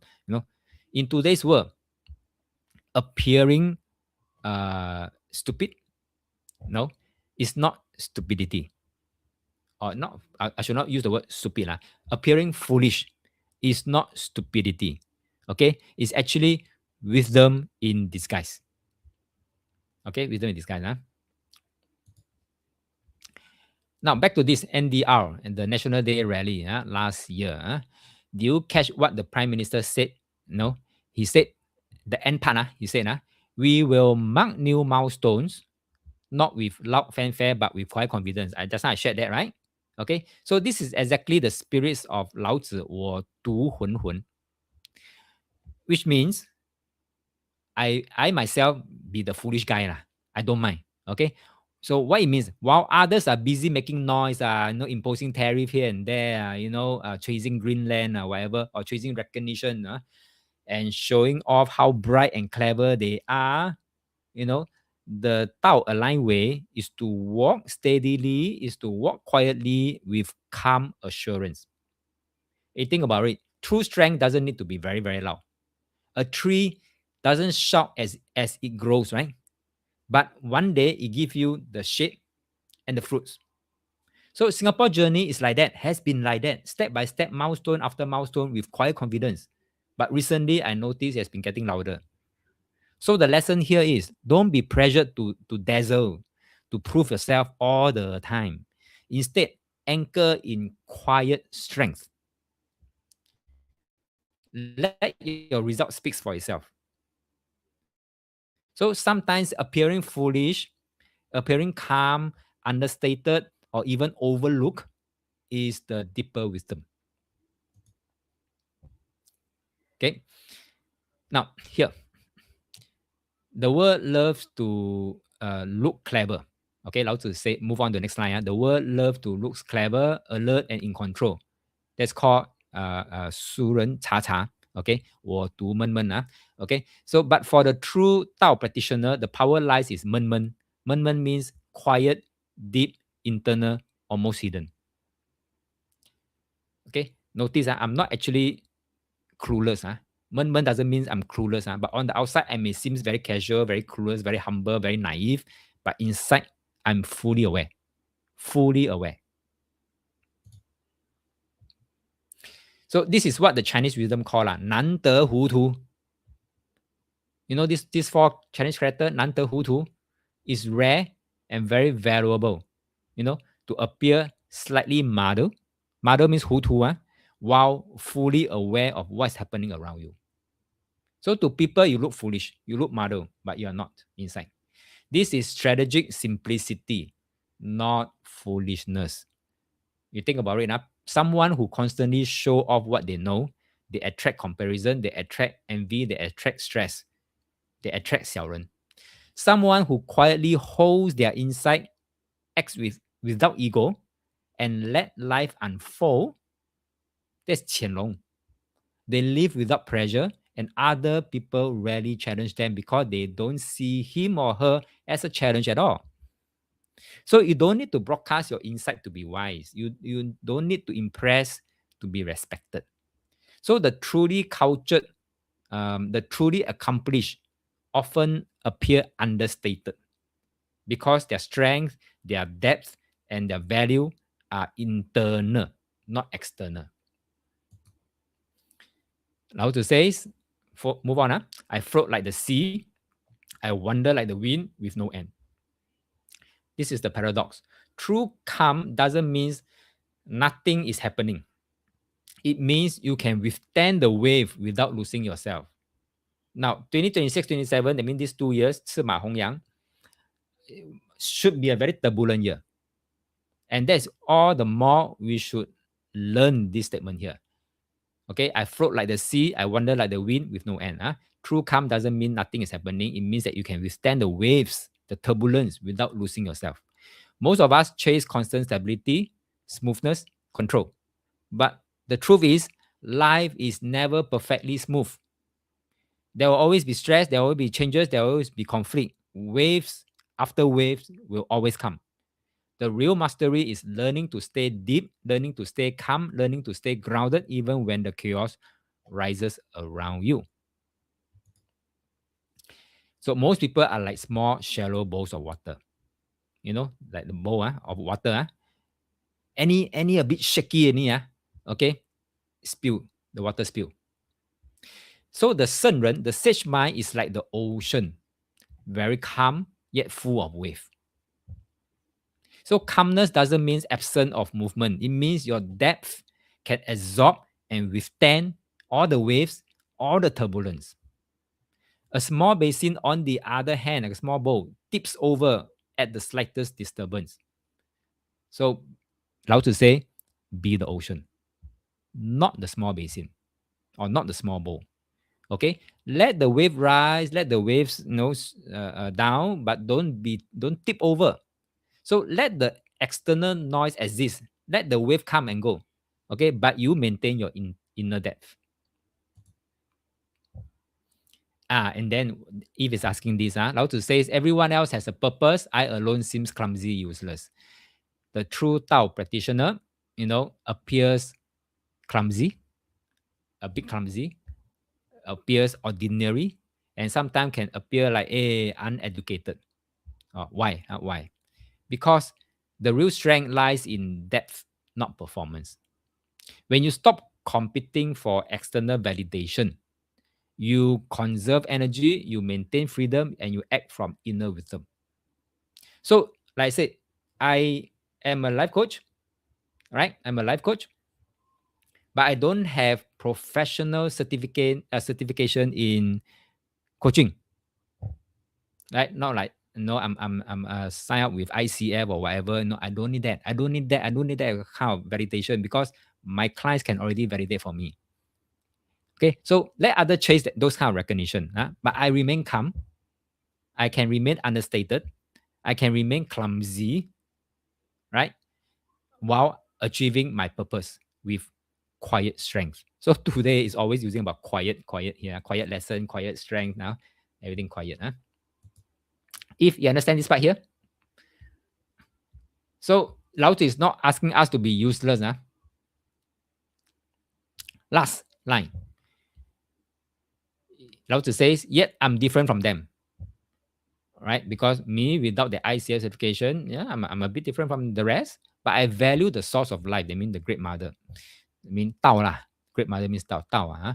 Most people chase wealth, status, recognition. That's what they measure as success. But the true Tao practitioner, the one walking the Tao, measures value differently. The focus isn't on chasing external rewards, but on honoring the source. I mean, our parents, our roots, our Tao. Okay, society teaches more money, more possession, more visibility equal to better life. Lao Tzu flip this with chapter 20. What really matters is the quality of what sustains us and the respect we hold for our source, not how impressive we look chasing those gains. It's fine to be different. Values what nature nurtures you. Okay, so wealth, status, all these, according to Lao Tzu, all these are secondary. Inner alignment, honoring the source is true abundance, right? So if it's asking in surface look normal but with great inner strength, correct? Yes, you can look foolish, you can look understated, that's fine. As long as you have inner strength inside, you know what you're doing, okay, and you're doing correctly, that's okay already. So as we wrap up module 5, remember what Lao Tzu is showing us. The calmness, the inner steadiness, the danting, that most people talk about so casually, actually is not that easy to achieve. It isn't something you can just say, or it's something it's something that you have to practice deeply. The word danting. Okay, so like I said, this 2 years will be very turbulent. So learn to be danting. We have explored how true mastery often look like simplicity, look very ordinary, or even look foolish from the outside. But inside, there's depth, there's discernment, there's alignment with the Tao. So in subsequent chapters, in other workshops, Lao Tzu will review a method called the Dao De Jing Workshop. What it means, the living manifestation of the Tao. Okay, it's a way to cultivate real inner freedom. So when you talk about inner freedom, the 淡定, we are not done yet. Okay, but because of time, we have to push the whatever I'm going to share into the next workshop. Okay, is to cultivate real inner freedom, subtle power, and effortless presence. Wu Wei. Which bring us to workshop 7. And if today has stirred something in you, then I invite you to show up for yourself on 11 October. Wrong. Wrong. Wrong date. 7 February 2026. Okay. Which is next month. Saturday, 2 to 5 p.m. live online. The promo now is $49. So sign up if you have not already signed up. Okay. So till then, thank you for your focus and curiosity today. So before we go, before you end off, before you close your device, what is one thing you have learned today that you can start using in your life? Type in the chat. You know, Lao Tzu didn't just teach philosophy, right? In Dao De Jing, he taught us a way of living. And now it's your turn to embody it. So type in the chat one-liner. What have you learned in this workshop that you can start using in your life?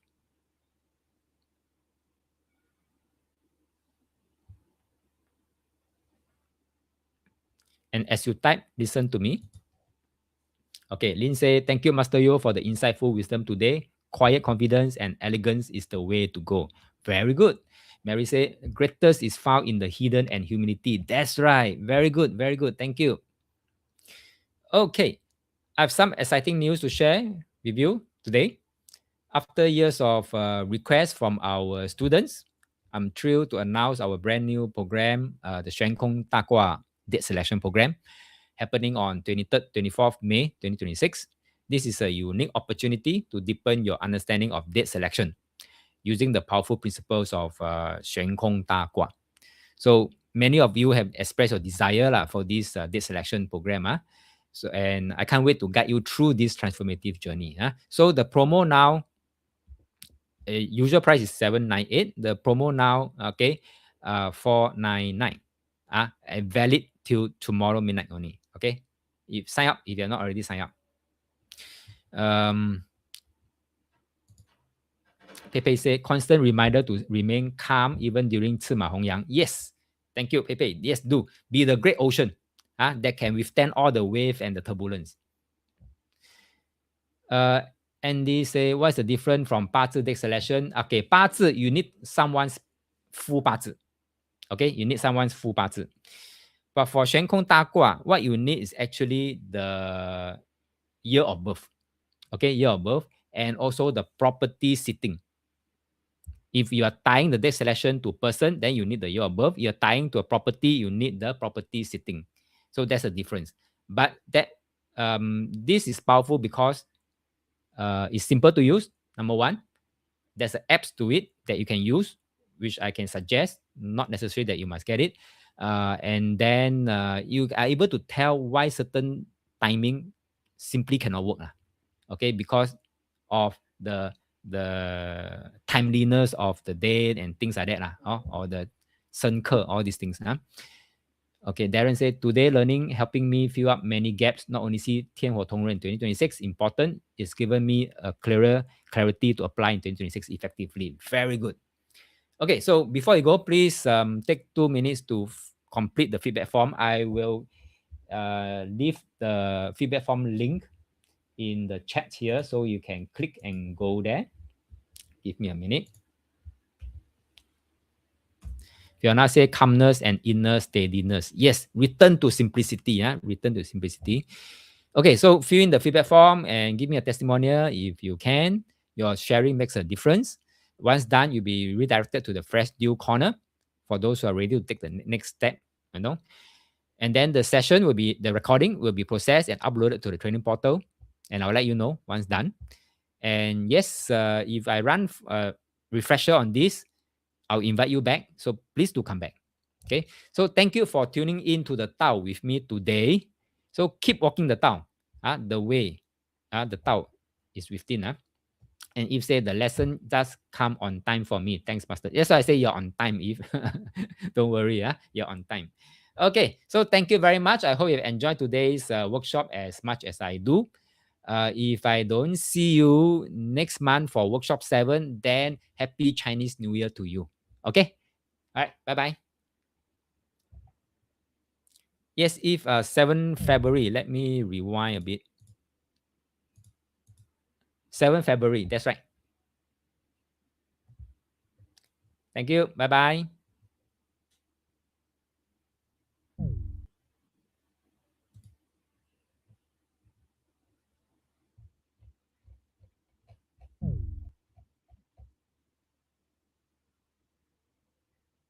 Okay, Lynn.